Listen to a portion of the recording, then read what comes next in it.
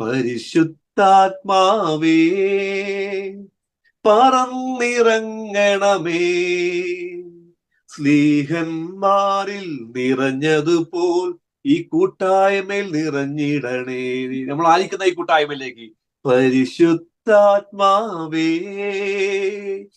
പറന്നിറങ്ങണമേ, സ്ലീഹന്മാരിൽ നിറഞ്ഞതുപോൽ ഞങ്ങളുടെ ഭവനങ്ങൾ നിറഞ്ഞിടണേ.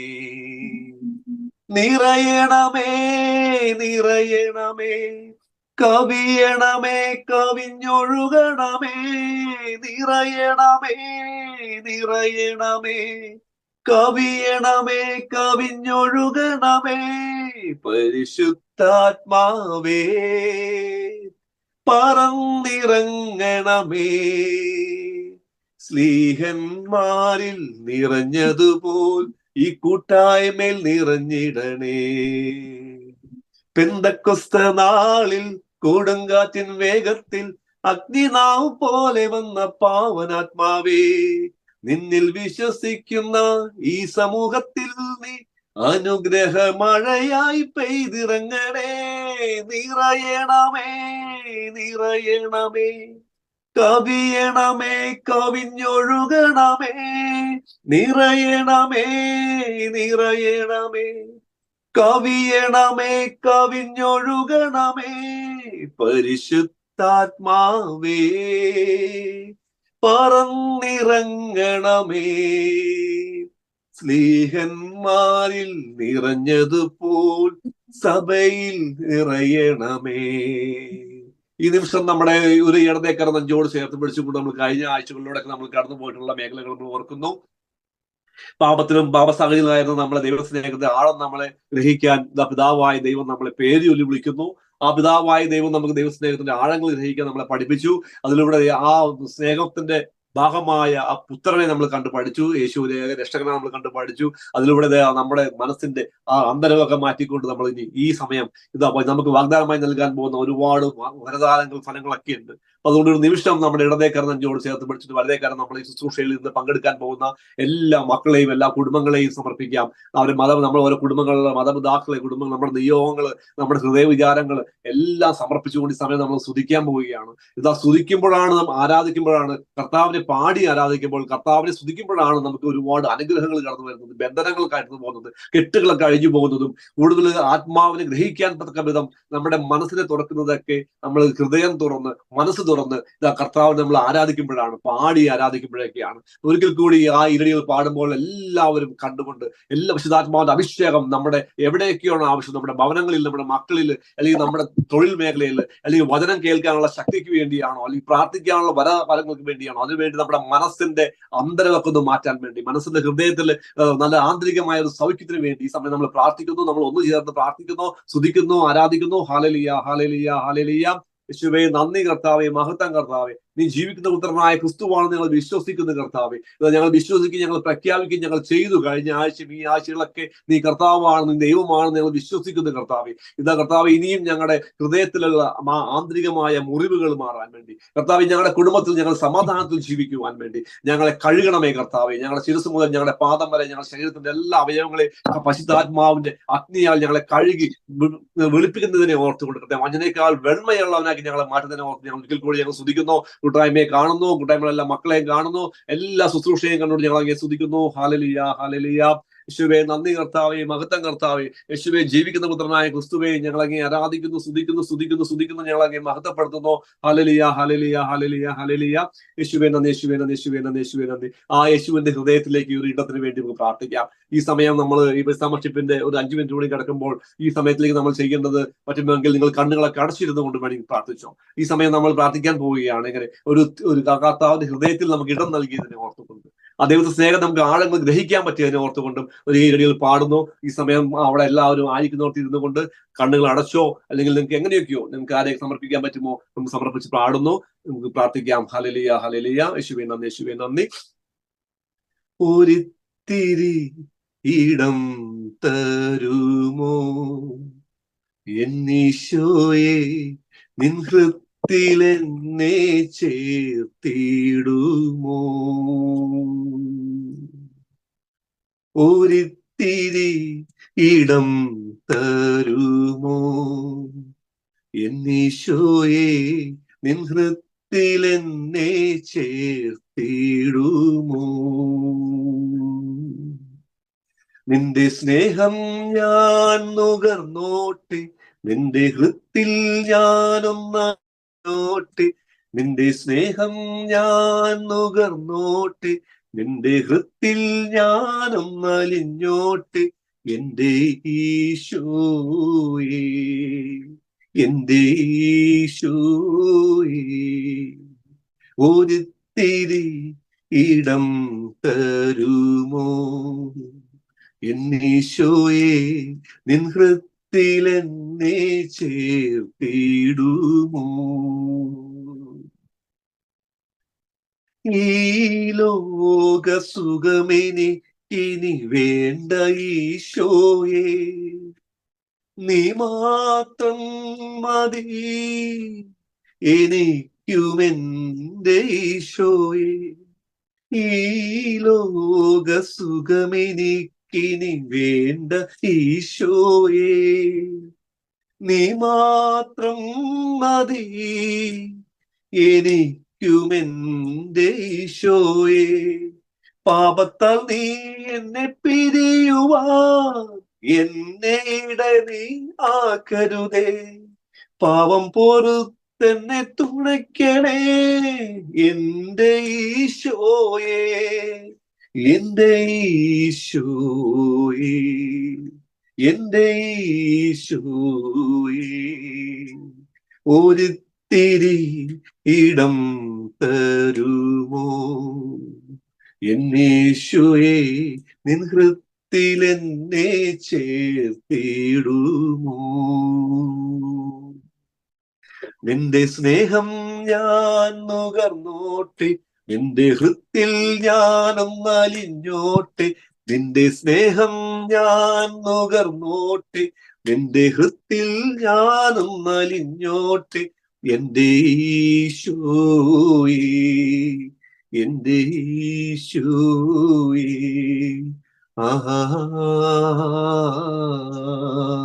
ഹല്ലേലൂയ, ആമേൻ, ഹല്ലേലൂയ, ആമേൻ, ഹല്ലേലൂയ.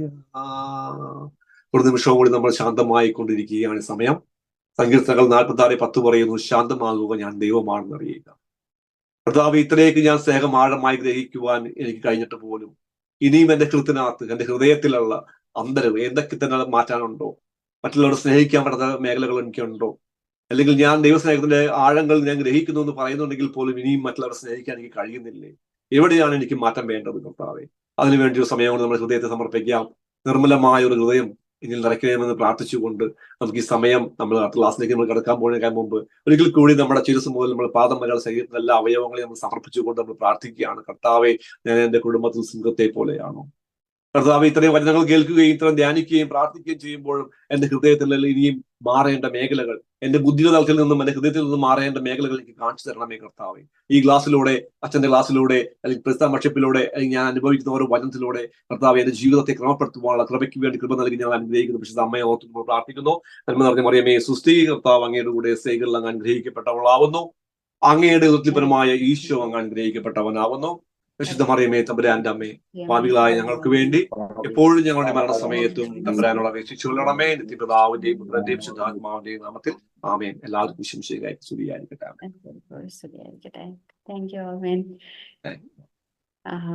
ഇന്നത്തെ ക്ലാസ് വിശ്വാസ പ്രത്യുത്തരം എന്നുള്ളതാണ്.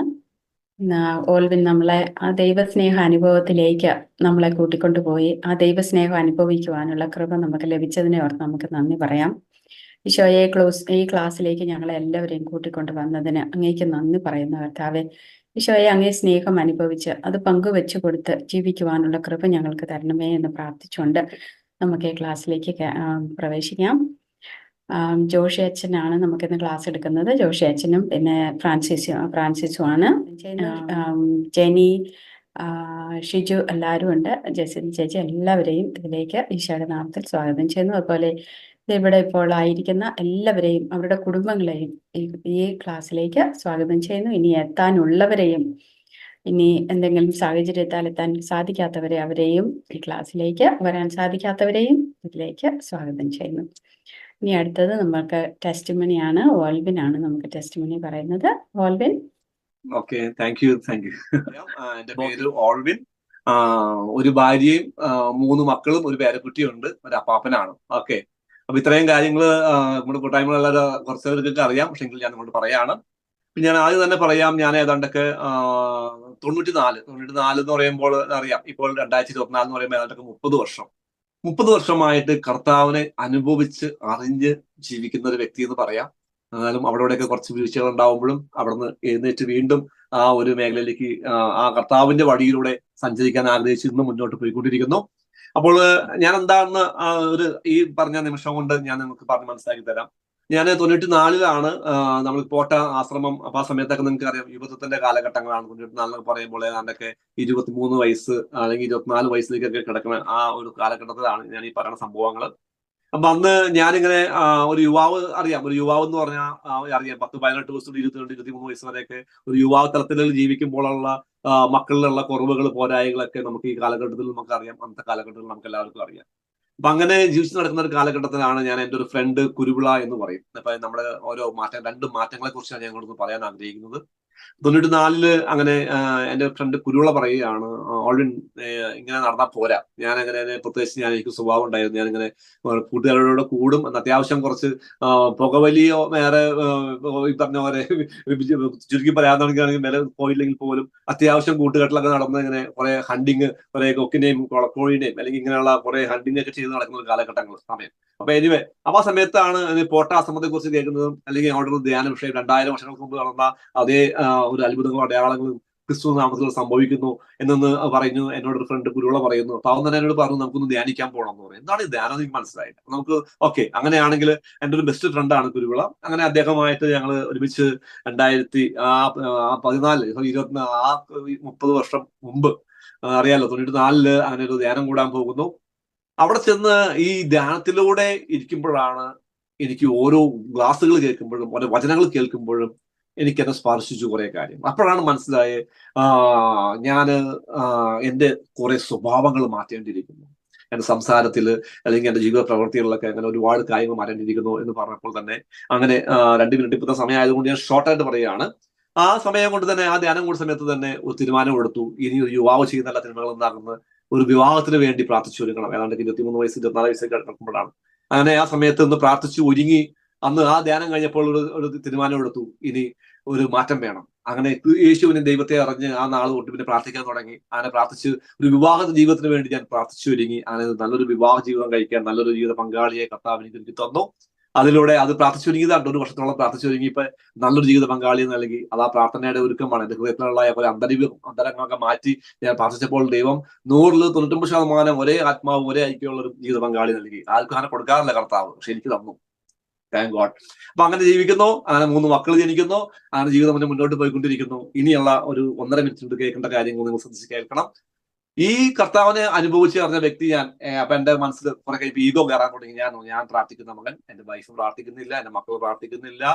എന്നാൽ പ്രാർത്ഥിക്കുന്നുണ്ട്, അവരൊക്കെ ആവശ്യം പ്രാർത്ഥിക്കുന്നില്ല എന്നല്ല. എന്നാൽ പോലെ അങ്ങനെ പാടില്ല, അല്ലെങ്കിൽ നമ്മൾ സിനിമ കാണരുത്, അല്ലെങ്കിൽ അത് ചെയ്ത് പിന്നെ ഞാൻ കുറെ കഴിയുമ്പോൾ മക്കളെയൊക്കെ ഇത് ചെയ്യാൻ തുടങ്ങി. വർഷങ്ങൾ കഴിഞ്ഞ ഒരു 10 വർഷം മുമ്പുള്ള കഥ ഇനി പറയണം കേട്ടോ. 1 മിനിറ്റ് പറയുന്നവർക്ക് 1.5 മിനിറ്റ് കൊണ്ട്. അപ്പൊ കുടുംബത്തിൽ ഞാൻ ശരിക്കും പറഞ്ഞ ഇത്രയും പ്രാർത്ഥിക്കുകയും ഒത്തിരി മക്കൾക്ക് വചന പ്രഘോഷണങ്ങൾ അല്ലെങ്കിൽ വചനം കൊടുക്കുകയൊക്കെ ചെയ്യുന്നെങ്കിലും ഞാൻ സിംഹത്തെ പോലെയായിരുന്നു.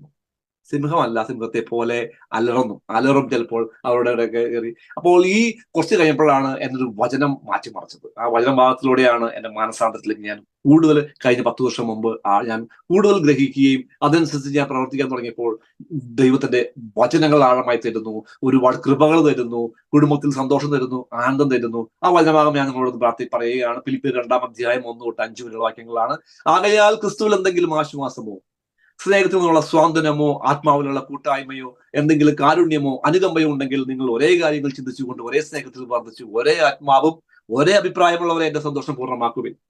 മാത്സര്യമോ വ്രതാഭിമാനം മൂലമോ നിങ്ങൾ ഒന്നും ചെയ്യരുത്, മറിച്ച് ഓരോരുത്തരും താഴ്മയോടെ മറ്റുള്ളവർ ഞങ്ങളെക്കാൾ ശ്രേഷ്ഠരായി കരുതണം. ഓരോരുത്തരും സ്വന്തം താല്പര്യം മാത്രം നോക്കിയാൽ പോരാ, മറിച്ച് മറ്റുള്ളവരുടെ താല്പര്യവും പരിഗണിക്കണം. യേശു ക്രിസ്തുവിനുണ്ടായിരുന്ന ഈ മനോഭാവം നിനക്കുണ്ടായിരിക്കട്ടെ. എന്റെ മേല് പറയുമ്പോൾ പൂത്തു കയറുന്നു, ഇള്ള രോമങ്ങളൊക്കെ പൂത്തു കയറുന്നു. അപ്പോൾ ഈ വചനഭാഗം എന്നെ ശക്തമായി എന്റെ ഹൃദയത്തിലൊരു മുറിവ് ഞാൻ മനസ്സിലാക്കി. എന്റെ ഹൃദയത്തിൽ എന്റെ മക്കളോടും ഈ പങ്കാളിയോടും ഞാൻ ഈ കഴിഞ്ഞ 10 വർഷം പോലെ മാറിയ പിള്ളേർക്കൊക്കെ നല്ല പക്വതയുള്ള സമയങ്ങളാണ്. അപ്പോൾ ഞാൻ എന്ത് ചെയ്തു? പിന്നെ അവരുടെ കൂടെ ഞാൻ അവരിൽ നിന്ന് എന്താ ആഗ്രഹിക്കുന്നുവോ അത് അവർക്ക് ചെയ്യാൻ തുടങ്ങി. അവരുടെ കൂടെ കൂടിയപ്പോൾ കുടുംബത്തില് ഒരു നല്ലൊരു പിതാവായി അവരുടെ കൂടെ ആയപ്പോൾ ശുശ്രൂഷയ്ക്ക് അഭിഷേകം വരുന്നു. വചനം ആഴമായി ഗ്രഹിക്കാൻ കർത്താവ് തരുന്നു. അങ്ങനെ കൃപയ്ക്ക് മേൽ കൃപ നൽകിയ കർത്താവിനെ അനുഗ്രഹിച്ച് ഇവിടെ വരെ എത്തി. Glory Lord. സമയമായി 5:17 താങ്ക് യു. നമുക്ക് ഇനി എപ്പോഴെങ്കിലും സാക്ഷിക്കും പറയാം കേട്ടോ. God bless you all. Thank you Olwin. വളരെ ഭംഗിയായിട്ട് നമുക്ക് നമ്മളെല്ലാവരുടെയും ജീവിതത്തിലൂടെ നമ്മൾ ചിന്തിക്കേണ്ട ഒരു കാര്യമാണ് നമ്മുടെ കുടുംബത്തിൽ എങ്ങനെയാണ് നമ്മൾ പ്രാർത്ഥിക്കുന്നു, പക്ഷെ നമ്മൾ ആ സ്നേഹം പങ്കുവെച്ചു കൊടുക്കുന്നുണ്ടോ? അതൊരു നമ്മൾ ഈ ടെസ്റ്റിമണിയിലൂടെ നമ്മൾ എല്ലാവരും ചിന്തിക്കേണ്ട ഒരു കാര്യമാണ്. Thank you Olwin. ആ ഒരു ചിന്തയിലേക്ക് ഞങ്ങളെ കൊണ്ടുവന്നതിന് നന്ദി പറയുന്നു. അതുപോലെ ഇനി നമ്മുടെ ക്ലാസ് ആണ് വിശ്വാസ പ്രത്യുത്തരം. ഫ്രാൻസിസ്. 2000 വർഷം മുമ്പ് യേശു തന്റെ പീഡാസഹന, ക്രൂശു മരണ, ഉത്ഥാനം വഴി സകല മനുഷ്യർക്കും രക്ഷ നേടി തന്നു കഴിഞ്ഞു. ഇത് നമ്മൾ കഴിഞ്ഞ ഒരാഴ്ചകൾക്ക് മുമ്പ് നമ്മൾ കേട്ടു. ഈ രക്ഷ ദൈവത്തിന്റെ സൗജന്യ ദാനമായി ഈ രക്ഷ യേശുക്രിസ്തുവിന്റെ പീഡാസഹന, ക്രൂശു മരണ, ഉത്ഥാനം വഴി ഉള്ള ഈ രക്ഷ പ്രഘോഷിക്കപ്പെടുമ്പോൾ അതിനുള്ള പ്രത്യുത്തരമാണ് വിശ്വാസവും മാനസാന്തരവും എന്നുള്ളത്. അതിൽ വിശ്വാസ പ്രത്യുത്തരത്തെ കുറിച്ച് കഴിഞ്ഞ ആഴ്ചയിൽ നമ്മൾ കേൾക്കുകയുണ്ടായി. ഈ ആഴ്ചയിൽ നാം ചിന്തിക്കുന്നത് എന്താണ് മാനസാന്തര പ്രത്യുത്തരം എന്നാണ്. വിശ്വാസ പ്രത്യുത്തരം അനുദപിച്ച് കുമ്പസാരിച്ച് നന്നായി നമ്മുടെ പാപങ്ങളൊക്കെ ഏറ്റുപറഞ്ഞ് നമ്മൾ ഒരു മടക്കയാത്രയുടെ ആരംഭം കുറിക്കുന്നതിനെ കുറിച്ചാണ് വിശ്വാസ പ്രത്യുത്തരത്തിലൂടെ നാം കേട്ടത്. എന്നാൽ ഇന്ന് നാം ശ്രമിക്കുന്നത് മാനസാന്തര പ്രത്യുത്തരം എന്നതിനെ കുറിച്ചാണ്. റോമാക്കാർക്ക് എഴുതിയ ലേഖനത്തില് 10-ാം അധ്യായം 9-ാം കാണുന്നുണ്ട്. യേശു കർത്താവാണ് എന്ന് അതിരം കൊണ്ട് ഏറ്റുപറയുകയും ദൈവം അവനെ മരിച്ചവരിൽ നിന്ന് ഉയർപ്പിച്ചു എന്ന് ഹൃദയത്തിൽ വിശ്വസിക്കുകയും ചെയ്താൽ നീ രക്ഷ പ്രാപിക്കും.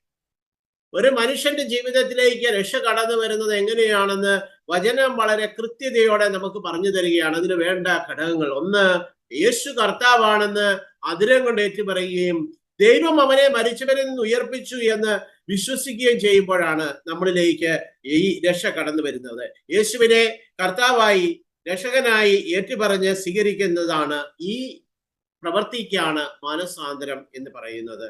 പലപ്പോഴും നമ്മൾ ചിന്തിക്കുന്നത് മാനസാന്തരം എന്ന് പറയുന്നത് നമ്മുടെ ഏതാനും പാപങ്ങളുടെ ഒരു ഉപേക്ഷിക്കൽ ആണ്, അല്ലെങ്കിൽ ഒരു തഴക്കദൂഷ്യം നമുക്കുണ്ടായിരുന്ന മദ്യപാനത്തിന്റെ അല്ലെങ്കിൽ ജഡികാസക്തിയുടെ, കോപ സ്വഭാവത്തിന്റെയൊക്കെ തഴക്കദൂഷ്യങ്ങൾ നമ്മളിൽ ഉള്ളത് ഉപേക്ഷിച്ച് കഴിയുമ്പോൾ നാം മാനസാന്തരപ്പെട്ടു എന്ന് നമ്മൾ പറയുകയും അങ്ങനെ ചിന്തിക്കുകയും ചെയ്യാറുണ്ട്. എന്നാൽ യഥാർത്ഥത്തിൽ അതല്ല മാനസാന്തര പ്രത്യുത്തരം എന്ന് പറയുന്നത്. അതൊരു മാനസാന്തരത്തിലേക്കുള്ള ഒരു എത്തിനോട്ടമാണ് എന്ന് വേണമെങ്കിൽ നമുക്ക് പറയുവാനായിട്ട് സാധിക്കും. എന്നാൽ യഥാർത്ഥത്തിൽ മാനസാന്തരം എന്ന് പറയുന്നത് എന്താണ്? തന്നെ രക്ഷിച്ചവന്റെ കരങ്ങളിൽ എന്നെ പൂർണ്ണമായി സമർപ്പിച്ച് അവനെ കർത്താവായി സ്വീകരിച്ച് നമ്മുടെ മേൽ കർത്തൃത്വം നടത്തുന്നതിനായി നമ്മളെ തന്നെ ഏൽപ്പിച്ചു കൊടുക്കുന്ന പ്രവൃത്തിയാണ് മാനസാന്തരം എന്ന് പറയുന്നത്. നമ്മുടെ കർത്താവും രക്ഷിതാവുമായവനെ തിരിച്ചറിഞ്ഞ് അവന്റെ കരങ്ങളിലേക്ക് നമ്മളെ തന്നെ സമർപ്പിച്ച് നമ്മുടെ കർത്തൃത്വം പൂർണ്ണമായി മേൽപ്പിച്ചു കൊടുക്കുന്ന ആ ഒരു പ്രവൃത്തിയാണ് മാനസാന്തരം എന്ന് പറയുന്നത് നമുക്ക് പറയുവാനായിട്ട് സാധിക്കും. അല്ലെങ്കിൽ ഇന്ന് വരെ ഞാൻ നടന്ന വഴികളിൽ നിന്ന് മാറിക്കൊണ്ട് പുതിയ ക്രിസ്തുവിന്റെ പാതയിൽ, വിശ്വാസത്തിന്റെ പാതയിലേക്ക് ഉള്ള മടക്കയാത്രയാണ് ഈ മാനസാന്തരം എന്ന് പറയുന്നത്. അത് നമ്മുടെ ഭാഗത്തു നിന്നുണ്ടാകുന്ന ഒരു പ്രത്യുത്തരമാണ്. ഈ രക്ഷ സ്വന്തമാക്കുവാൻ ഞാൻ ഈശോയിൽ വിശ്വസിച്ച് പാപങ്ങളെ കുറിച്ച് അനുതപിച്ച് മാനസാന്തരപ്പെട്ട് ഈശോയെ എന്റെ ഹൃദയത്തിൽ രക്ഷകനും കർത്താവുമായി സ്വീകരിച്ച് ആദരം കൊണ്ട് നാം ഏറ്റുപറയുന്ന പ്രവൃത്തി എന്ന് പറയുന്നത് ഇതാണ്. വിശുദ്ധ തോമാസ് ശ്ലീഹായുടെ ജീവിതത്തിലേക്ക് കടന്നു വരുമ്പോൾ നമുക്കിത് വളരെ വ്യക്തമായി കാണുവാനായിട്ട് സാധിക്കും. ഈ മാനസാന്തര പ്രത്യുത്തരം എന്ന് പറയുന്നത്, ഉദ്ധിതനായ ക്രിസ്തുവിനെ കാണാത്ത തോമസ് തന്റെ സഹ അപ്പസ്തോലന്മാരോട് പറയുകയാണ്, അവനെ കാണണം, അവന്റെ വിലാവിൽ ഞാൻ എൻ്റെ വിരലുകൾ ഇടണം, എങ്കിൽ മാത്രമേ ഞാൻ വിശ്വസിക്കുകയുള്ളൂ. എന്നാൽ രണ്ടാമത് വീണ്ടും യേശു പ്രത്യക്ഷപ്പെടുമ്പോൾ തോമസിനോട് പറയുന്നു, നീ എൻ്റെ അടുക്കൽ വരിക, നിന്റെ വിരൽ കൊണ്ടുവരിക, നീ അത് എൻ്റെ വിലാവിലിടുക. അപ്പോൾ അവൻ അതിനൊന്നുമല്ല മുതിരുന്നു. അവൻ ഉടൻ തന്നെ വിളിച്ചു പറയുകയാണ്, എൻ്റെ കർത്താവേ, എൻ്റെ ദൈവമേ. തോമസ് ശ്ലീഹയുടെ ആ സമർപ്പണം പിന്നീട് അദ്ദേഹത്തിന്റെ ജീവിതത്തിന്റെ മുഴുവൻ രീതികളെയും മാറ്റപ്പെടുകയാണ്. അവൻ കർത്താവിന്റെ കരങ്ങളിലേക്ക് തന്റെ കർത്തൃത്വം നടത്തുവാനായി തന്നെ തന്നെ പൂർണ്ണമായി സമർപ്പിക്കുന്ന തോമസ് ശ്ലീഹയെയാണ് കാണുന്നത്. ഈ സമർപ്പണത്തിന്റെ അനന്തര ഫലമാണ് നാം ഓരോരുത്തരും ഇന്ന് ക്രിസ്ത്യാനികളായിരിക്കുന്നത് തന്നെ. ആ കാലഘട്ടത്തില് തനിക്കറിയില്ലാത്ത ഭാഷയുള്ള വിദൂരസ്ഥരായ ഒരു മനുഷ്യ സമൂഹത്തിന്റെ പല വിധത്തിലുള്ള അനാചാരങ്ങളുടെയും ജീവിത രീതികളുടെയും വിവേചനത്തിൻ്റെതുമൊക്കെയായ ഒരു ജീവിതം നയിക്കുന്ന ജനത്തിന്റെ അടുത്തേക്ക് വരുവാനും അവരുടെ മുൻപിൽ തന്റെ ആ പോരായ്മകളും കുറവുകളും എല്ലാം ഇല്ലായ്മ ചെയ്തുകൊണ്ട് അവരെ വിശ്വാസത്തിൽ അഭിഷേകത്തിൽ കൊണ്ടുവരുവാനായി തന്നെ തന്നെ സമർപ്പിക്കുന്ന തോമസിനെയാണ് പിന്നെ നാം കാണുന്നത്. അദ്ദേഹം തന്റെ ജീവിതം പൂർണ്ണമായും യേശുവിന്റെ കരങ്ങളിലേക്ക് കൊടുക്കുകയാണ്. തോമസ് ശ്ലീഹ വീണ്ടും എന്താണ് ചെയ്യുന്നത്? അവൻ ഈ ദേശത്ത് വന്ന് സുവിശേഷം പ്രസംഗിച്ച് ക്രിസ്തുവിന് വേണ്ടി തന്റെ ജീവനും ജീവിതവും എല്ലാം സമർപ്പിക്കുന്ന തോമസ് ശ്ലീഹയെയാണ് നമുക്ക് ഇവിടെ കാണുവാൻ സാധിക്കുന്നത്. വീണ്ടും നമുക്ക് കാണുവാൻ സാധിക്കും അപ്പസ്തോല പ്രവർത്തന പുസ്തകത്തിലേക്ക് കടന്നു വരുമ്പോൾ ആദിമ ക്രൈസ്തവ സമൂഹത്തിന്റെ ഈ സമർപ്പണ ജീവിതത്തെ നമുക്ക് കാണുവാനായിട്ട് സാധിക്കും. അവരുടെ വിശ്വാസ മാനസാന്തര പ്രത്യുത്തരം എങ്ങനെയായിരുന്നു എന്ന് നമുക്ക് കാണുവാൻ സാധിക്കും.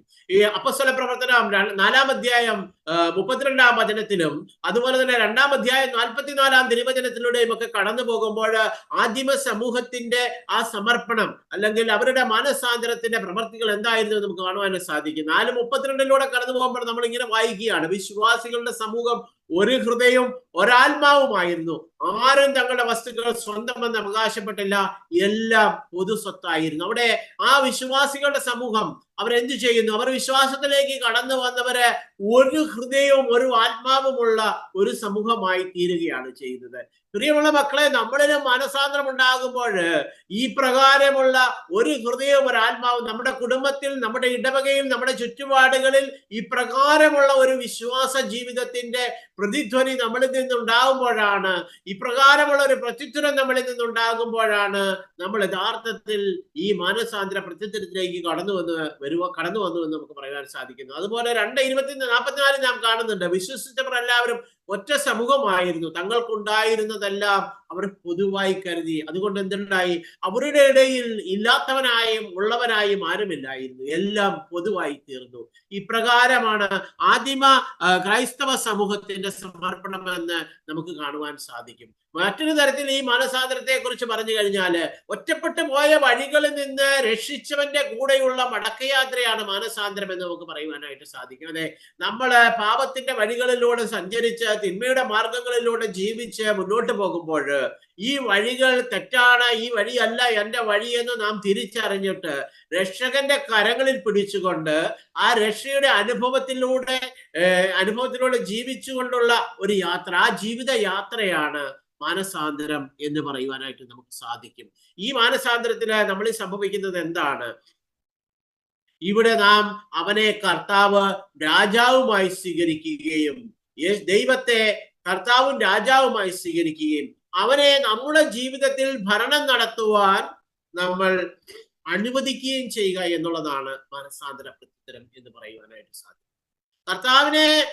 ദൈവത്തെ നാം കർത്താവായി സ്വീകരിക്കും. കർത്താവ് എന്ന് പറയുമ്പോൾ നമ്മുടെ ജീവിതത്തിൽ കർത്തൃത്വം നടത്തുവാനായിട്ട് അവകാശമുള്ളവനായി കർത്താവിനെ നാം സ്വീകരിക്കുന്നു. അവനെ നമ്മുടെ കർത്തൃത്വം അവനെ ഏൽപ്പിക്കുകയാണ്. എൻ്റെ കാര്യങ്ങളുടെ തീരുമാനങ്ങൾ എടുക്കുവാൻ, എൻ്റെ ജീവിതത്തിന്റെ വഴികളെ നിയന്ത്രിക്കുവാൻ. അതായത് പ്രഭാതത്തിൽ ഉണർന്ന് സർവശക്തനും സർവാധിപനും അത്യുന്നതനുമായ ദൈവമേ എന്ന് വിളിച്ചുകൊണ്ട് നമ്മുടെ ജീവിതം ആരംഭിച്ചുകൊണ്ട് ആ ജീവിതത്തിന്റെ ഓരോ നിമിഷങ്ങളിലും എന്റെ ദൈവത്തിന്റെ ഹിതം എന്തെന്ന് ആലോചിക്കുകയും അവൻ എന്താണ് എന്റെ കാതുകളിൽ മന്ത്രിക്കുന്നതെന്ന് ശ്രദ്ധിക്കുകയും ആ ഹിതവും അനുസരിച്ച് ജീവിക്കുകയും ചെയ്യുന്നതാണ് മാനസാന്തരം എന്ന് പറയുന്നത്. ആ പ്രകാരം ക്രിസ്തു ഭരണം നടത്തുന്ന ജീവിതം, എന്റെ ജീവിതത്തിൽ ക്രിസ്തു ഭരണം നടത്തുന്നു, ഞാനല്ല. ഇപ്പോൾ നമ്മുടെ ജീവിതത്തിൽ നമ്മളാണ് ഭരണം നടത്തുന്നത്.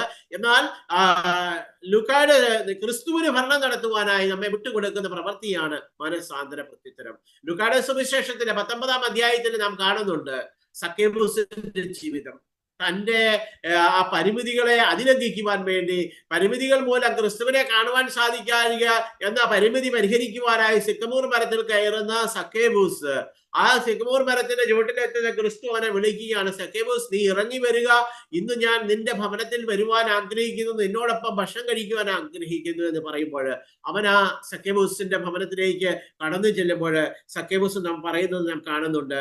അവിടെ 19-ാം അധ്യായത്തില് 8ഉം 9ഉം വചനങ്ങളിൽ ഇതാണ് നാം കാണുന്നത്. സക്കേബൂസ് എഴുന്നേറ്റ് പറയുകയാണ്, എന്റെ സ്വത്തിൽ പകുതി ഞാൻ ദരിദ്രർക്ക് കൊടുക്കുന്നു, ആരുടെയെങ്കിലും വക വഞ്ചിച്ചെടുത്തിട്ടുണ്ടെങ്കിൽ അത് 4 ഇരട്ടിയായി തിരികെ കൊടുക്കുന്നു.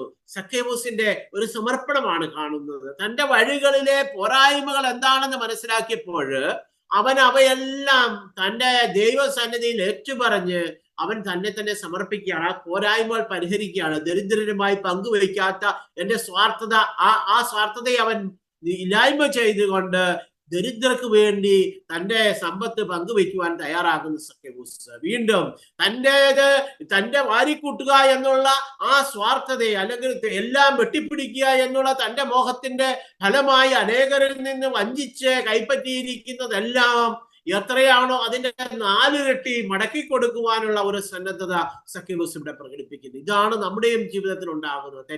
തെറ്റിന്റെ വഴികളിൽ നിന്ന് ശരിയുടെ വഴിയിലേക്കുള്ള മാറി നടക്കലാണ് മാനസാന്തരം എന്ന് നമുക്ക് പറയുവാനായിട്ട് സാധിക്കും. അപ്പോസ്തലന്മാരുടെ ജീവിതത്തിലൂടെ കടന്നു പോകുമ്പോൾ നമുക്കിതെല്ലാം, എല്ലാവരുടെയും ജീവിതത്തിൽ നമുക്കിത് കാണുവാൻ സാധിക്കും. അപ്പനോടൊപ്പം വഞ്ചിയിലിരുന്ന് വല ശരിയാക്കുന്ന ആ പത്രോസിനെ വിളിക്കുമ്പോൾ അവൻ അപ്പനെയും വഞ്ചിയെയും വലയും എല്ലാം ഉപേക്ഷിച്ച് എന്തു ചെയ്യുന്നു? ക്രിസ്തുവിന്റെ പിന്നാലെ പോകുന്നു. ചുങ്കസ്ഥലത്തിരിക്കുന്ന ലേവിയെ വിളിക്കുമ്പോൾ അവൻ ആ ചുങ്കസ്ഥലത്ത് മേശയും ചുങ്കം പിരിച്ച പൈസയും എല്ലാത്തിനെയും ഉപേക്ഷിച്ചുകൊണ്ട് ക്രിസ്തുവിന്റെ പിന്നാലെ പോകുവാനായിട്ട് തയ്യാറാകുന്നു. ഇന്ന് നാം ആയിരിക്കുന്ന കെട്ടുപാടുകളിൽ നിന്ന് സ്വതന്ത്രമായിക്കൊണ്ട് ക്രിസ്തുവിന്റെ ജീവിതത്തിന് വേണ്ടി, ക്രൈസ്തവ ജീവിതത്തിന് വേണ്ടി, വിശ്വാസത്തിന് വേണ്ടി തന്നെ സമർപ്പിക്കുന്ന ഒരു ജീവിത രീതിയാണ്, ജീവിത ശൈലിയാണ് മാനസാന്തരം എന്ന് പറയുന്നത്. നമുക്കറിയാം, ഞാൻ ഒരു കഥയിലൂടെ ഇതൊന്ന് പങ്കുവയ്ക്കാമെന്ന് വിചാരിക്കുകയാണ്. രത്നവ്യാപാരിയുടെ കഥ. ഒരിക്കൽ ഒരു രത്നങ്ങൾ വാങ്ങി സൂക്ഷിക്കുന്ന ഒരു മനുഷ്യൻ ഒരു രത്നവ്യാപാരിയുടെ പക്കൽ ചെല്ലുമ്പോൾ വളരെ വിലയേറിയ ഒരു രത്നം അവിടെ ഇരിക്കുന്നത് കാണുകയാണ്. ഉടനെ രത്നവ്യാപാരിയോട് അവൻ ചോദിക്കും, ഇത് നീ വിൽക്കുവാൻ വെച്ചിരിക്കുകയാണോ? അതെ, വിൽക്കുവാൻ വെച്ചിരിക്കുകയാണെന്ന് അവൻ പറയും. അപ്പോൾ അവൻ ചോദിക്കും, ഇതിന്റെ വില എന്താണ്? ഉടനെ പറഞ്ഞു, ഇത് വളരെ അമൂല്യമായ ഒരു രത്നമാണ്. ഇത് നിന്റെ കയ്യിൽ ഇരിക്കുന്നത് ഒന്നുകൊണ്ടും ഇതിന്റെ വില നിനക്ക് നൽകുവാനായിട്ട് സാധിക്കുകയില്ല. അപ്പോൾ ആ മനുഷ്യൻ വീണ്ടും ആഗ്രഹത്തോടെ ഈ രത്നത്തിന് വേണ്ടി ആ രത്നവ്യാപാരിയോട് യാചിക്കുമ്പോൾ അവൻ പറയുകയാണ്, എന്നാൽ നീ ഒരു കാര്യം ചെയ്യ്, നിനക്കുള്ളതെല്ലാം നീ എനിക്ക് തരിക, ഞാൻ അതിന് പകരമായി ഈ രത്നം തരാം. നീ ഇതിനു മുമ്പ് സമ്പാദിച്ച രത്നങ്ങളുണ്ട്, ഇതിനു മുമ്പ് സമ്പാദിച്ചതൊക്കെയും എന്തൊക്കെയാണോ നിന്റെ കയ്യിലുള്ള സമ്പത്തുക്കളായി നിന്റേതായിട്ട് നിന്റെ പക്കൽ എന്തൊക്കെയുണ്ടോ അതെല്ലാം നീ എനിക്ക് അടിയറ വെച്ചാൽ ഇത് നിനക്ക് ഞാൻ തരാം.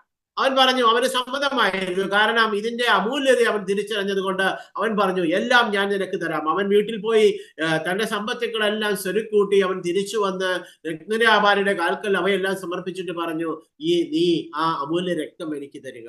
അപ്പോൾ ആ രത്നവ്യാപാരി പറഞ്ഞു, നീ എല്ലാം തന്നുവോ? ഉടനെ അവൻ പറഞ്ഞു, ഇല്ല, എന്റെ കാറിന് പെട്രോൾ അടിക്കാനുള്ള പൈസ മാത്രം ഞാൻ എന്റെ പോക്കറ്റിൽ സൂക്ഷിച്ചിട്ടുള്ളൂ, ബാക്കിയെല്ലാം നിന്റെ മുമ്പിൽ വെച്ചു. അപ്പോൾ രത്നവ്യാപാരി അവനോട് ചോദിച്ചു, നിനക്കപ്പോൾ കാറുണ്ട് അല്ലേ? അപ്പോൾ അവൻ പറഞ്ഞു, കാറില്ലാതെ ഞാൻ എങ്ങനെയാണ് വീട്ടിൽ പോവുക? അപ്പോൾ അവൻ ചോദിച്ചു, നിനക്കപ്പോൾ വീടുണ്ട് അല്ലേ? അപ്പോൾ രത്നവ്യാപാരിയോട് അവൻ പറഞ്ഞു, വീടുണ്ട്, വീടില്ലാതെ എന്റെ ജീവിത പങ്കാളിയും മക്കളും ഞാനും എങ്ങനെ ജീവിക്കും? അപ്പോൾ രക്തവ്യാപാരി പറഞ്ഞു, മകനെ, നിന്നോട് ഞാൻ പറഞ്ഞത് എന്താണ്? നിനക്കുള്ളത് സർവ്വതും തരിക, എങ്കിൽ മാത്രമേ ഈ രത്നം തരുവാൻ സാധിക്കുകയുള്ളൂ എന്നല്ലേ. അപ്പോൾ അവൻ ദുഃഖാർത്ഥനായി. എന്നിട്ട് ആ രത്നവ്യാപാരി എന്നാൽ അവനോട് പറഞ്ഞു, നീ ഈ രത്നം കൊണ്ടുപോയിക്കൊള്ളുക, ഒപ്പം നീ വെച്ച പൈസയും സമ്പത്തെല്ലാം നീ എടുത്തുകൊള്ളുക, നിന്റെ വീടും നിന്റെ ജീവിത പങ്കാളിയും എല്ലാം നീ എടുത്തുകൊള്ളുക.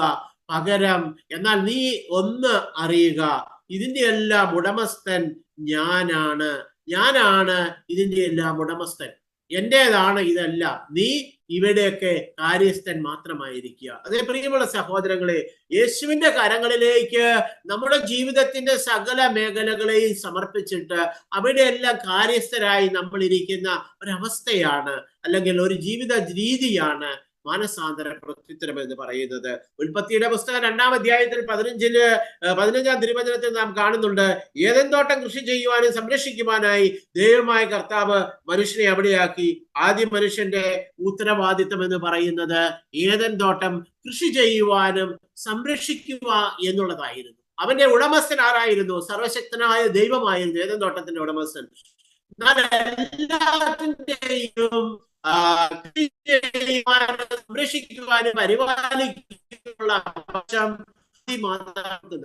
പ്രിയങ്ങളെ, നാട്ടിലും ഇത് തന്നെ സംഭവിക്കേണ്ടത്. നമ്മളും ഈ ആദ്യ മാതാപിതാക്കൾ തങ്ങളുടെ ജീവിതത്തെ ദൈവത്തിൽ നിന്ന് സ്വീകരിച്ചുകൊണ്ട് തനിക്കുള്ളതെല്ലാം അവിടെ ഉണ്ട്, എല്ലാത്തിന്റെയും മേൽനോട്ടം വഹിക്കുവാനും സംരക്ഷിക്കുവാനും പരിപാലിക്കാനുമുള്ള അവകാശമുണ്ട്. എന്നാൽ ഉടമസ്ഥൻ ദൈവമാണ്. ഇത് മറ്റൊരു തരത്തിൽ പറഞ്ഞാൽ മാനസാന്തര പ്രത്യുത്തരം എന്ന് പറയുന്നത് ഒരു ഉടമസ്ഥാവകാശ കൈമാറ്റമാണ്. നമ്മുടേതല്ലാത്തതായതെല്ലാം നാം ഈ സൃഷ്ടിപ്രപഞ്ചത്തിലുള്ളതൊക്കെയും നാം പലതരത്തിൽ വെട്ടിപ്പിടിച്ച് സ്വന്തമാക്കി വെച്ച് എന്റേത് എന്ന് പറഞ്ഞ് ജീവിക്കുന്ന അവസ്ഥയിൽ നിന്ന് അതിന്റെ യഥാർത്ഥ ഉടമസ്ഥനായ ദൈവത്തിന്റെ, സർവശക്തനായ ദൈവത്തിന്റെ ഉടമസ്ഥതയിലുള്ളതാണെന്ന് തിരിച്ചറിഞ്ഞിട്ട് ആ ഉടമസ്ഥന്റെ കരങ്ങളിലേക്ക് അതെല്ലാം സമർപ്പിച്ചിട്ട് ഇവയെല്ലാം നോക്കി നടത്തി പരിപാലിക്കുവാനാ എന്നുള്ളതാണ് ദൈവം നമ്മളിൽ നിന്ന് ആഗ്രഹിക്കുന്നത്. ഇതാണ് യഥാർത്ഥമായി ഈ ദൈവഹിതം അറിഞ്ഞുള്ള ജീവിതമാണ്, അല്ലെങ്കിൽ ജീവിത രീതിയാണ്, അല്ലെങ്കിൽ ജീവിത ശൈലിയാണ് മാനസാന്തര പ്രത്യുത്തരം എന്ന് പറയുന്നത്. കത്തോലിക്ക തിരുസഭ അത് അനുഗമിച്ച് പാപമോചനം നേടിയ മനുഷ്യൻ തന്റെ ബുദ്ധിയെയും മനസ്സിനെയും തനിക്കുള്ള സകലത്തെയും പൂർണ്ണമായി ദൈവത്തിന് സമർപ്പിക്കുന്നതാണ് മാനസാന്തര പ്രത്യുത്തരം. ഇതിനെക്കുറിച്ച് CCC 143-ാം ഖണ്ഡികയിൽ പറയുന്നത് ഇപ്രകാരമാണ്: സ്വയം വെളിപ്പെടുത്തുന്ന ദൈവത്തിന് മനുഷ്യൻ തന്റെ അസ്തിത്വം മുഴുവനും സമർപ്പിച്ചുകൊണ്ട് പ്രത്യുത്തരം നൽകുന്നതാണ് മാനസാന്തരമെന്ന്. പ്രിയമുള്ള സഹോദരങ്ങളെ, ഇവിടെ നാം എന്താണ് കാണുന്നത്? സഭ എന്താണ് പറയുന്നത്? എല്ലാറ്റിനെയും ദൈവത്തിന് സമർപ്പിക്കുക, ഒരു സമ്പൂർണ്ണ സമർപ്പണം. നമ്മുടെ ധന്യതകൾ, നേട്ടങ്ങൾ, അനുഗ്രഹങ്ങൾ, ജീവിതം, ജീവൻ, കഴിവ്, ജോലി, ബന്ധങ്ങൾ, അറിവ്, സ്വപ്നങ്ങൾ, ധനം, നമ്മുടെ പദ്ധതികൾ, നമ്മുടെ ചിന്തകൾ എല്ലാം, അങ്ങനെ നമ്മുടെ പോസിറ്റീവായിട്ടുള്ളതെല്ലാം, ഒപ്പം നമ്മുടെ നെഗറ്റീവായിട്ടുള്ള നമ്മുടെ പാപങ്ങൾ, ആന്തരിക മുറിവുകൾ, രോഗങ്ങൾ, വേദനകൾ, ദുശീലങ്ങൾ, തഴക്ക് ദൂഷ്യങ്ങൾ, ഇവയെല്ലാം ദൈവത്തിന് വിട്ടുകൊടുത്തിട്ട് ആകാശത്തിൽ സ്വതന്ത്രമായി പറക്കുന്ന ഒരു പക്ഷിയെ പോലെ ചിറകടിച്ച് സ്വതന്ത്രമായി പറക്കുവാൻ ദൈവകരങ്ങളിൽ സകലതും ഏൽപ്പിക്കുന്നവൻ ഒരു പക്ഷിയെ പോലെയാണ്. അവന് കെട്ടുപാടുകളിൽ അവൻ എവിടേക്കും പറന്നു പോകുവാനായിട്ട് സാധിക്കും. ഇപ്രകാരം നമ്മൾക്കുടേതെന്ന് കരുതി നാം വെച്ചിരിക്കുന്നതെല്ലാം, ഞാൻ നേടിയത്, ഞാൻ സമ്പാദിച്ചത്, എന്റെ കഴിവ്, എന്റെ ജോലി, എന്റെ ബന്ധങ്ങൾ, എന്റെ രോഗങ്ങൾ, എന്റെ വേദനകൾ, ഞാനുമായി ബന്ധപ്പെട്ട ഞാൻ എന്ന ഭാവം തന്നെ ഇല്ലാതായിക്കൊണ്ട് എല്ലാം ദൈവത്തിൻ്റെതെന്ന് പറഞ്ഞുകൊണ്ട് പറന്നുയരുന്നതാണ്. അങ്ങനെ സ്വതന്ത്രമായി ദൈവം നൽകുന്ന സ്വാതന്ത്ര്യവും സമാധാനവും പ്രത്യാശയും അനുഭവിച്ചുകൊണ്ട് ഈ ലോകത്തിൽ എല്ലാം നമ്മുടേതായിരിക്കുമ്പോഴും ഒന്നും നമ്മുടേതല്ല എന്ന് കരുതി മനസ്സിലാക്കി ആ പൂർണ്ണ ബോധ്യത്തോടെയുള്ള ഒരു ജീവിതമാണ് മാനസാന്തര പ്രത്യുത്തരം എന്ന് പറയുന്നത്.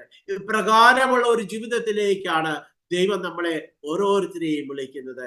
അപ്രകാരം ജീവിക്കുവാൻ ദൈവസന്നിധിയിൽ നമ്മളെ തന്നെ സമർപ്പിക്കാം. കർത്താവായ യേശുവേ, അങ്ങ് ക്രൂശ് മരണ ഉദ്ധാനത്തിലൂടെ ഞങ്ങൾക്ക് കരഗതമാക്കി തന്ന ഈ രക്ഷയെ അനുഭവിക്കുവാൻ, ഈ രക്ഷ അതിന്റെ പൂർണ്ണതയിൽ അനുഭവിക്കുവാൻ ഞങ്ങളിൽ നിന്ന് ഉണ്ടാകേണ്ട വിശ്വാസ മാനസാന്തര പ്രത്യുത്തരം അതിന്റെ പൂർണ്ണതയിൽ ഉണ്ടാകുവാനായിട്ട് ഞങ്ങളെ ഓരോരുത്തരെയും സഹായിക്കണമേ കർത്താവെ. ഇന്ന് വരെ ഞങ്ങൾ പലപ്പോഴും ചിന്തിച്ചിരുന്നത് മാനസാന്തരം എന്ന് പറയുന്നത് ഏതാനും പാപങ്ങളുടെ ഒരു ഉപേക്ഷിക്കലാണ് എന്നാണ്. എന്നാൽ കർത്താവെ, തിരുവചനത്തിലൂടെ സഭയുടെ പഠനങ്ങളിലൂടെയൊക്കെ കർത്താവെ ഈ പ്രഭാതത്തില് അങ്ങ് ഞങ്ങൾക്ക് വെളിപ്പെടുത്തി തന്നുവല്ലോ, മാനസാന്തരം എന്ന് പറയുന്നത് സമ്പൂർണ്ണ സമർപ്പണമാണ് എന്ന്.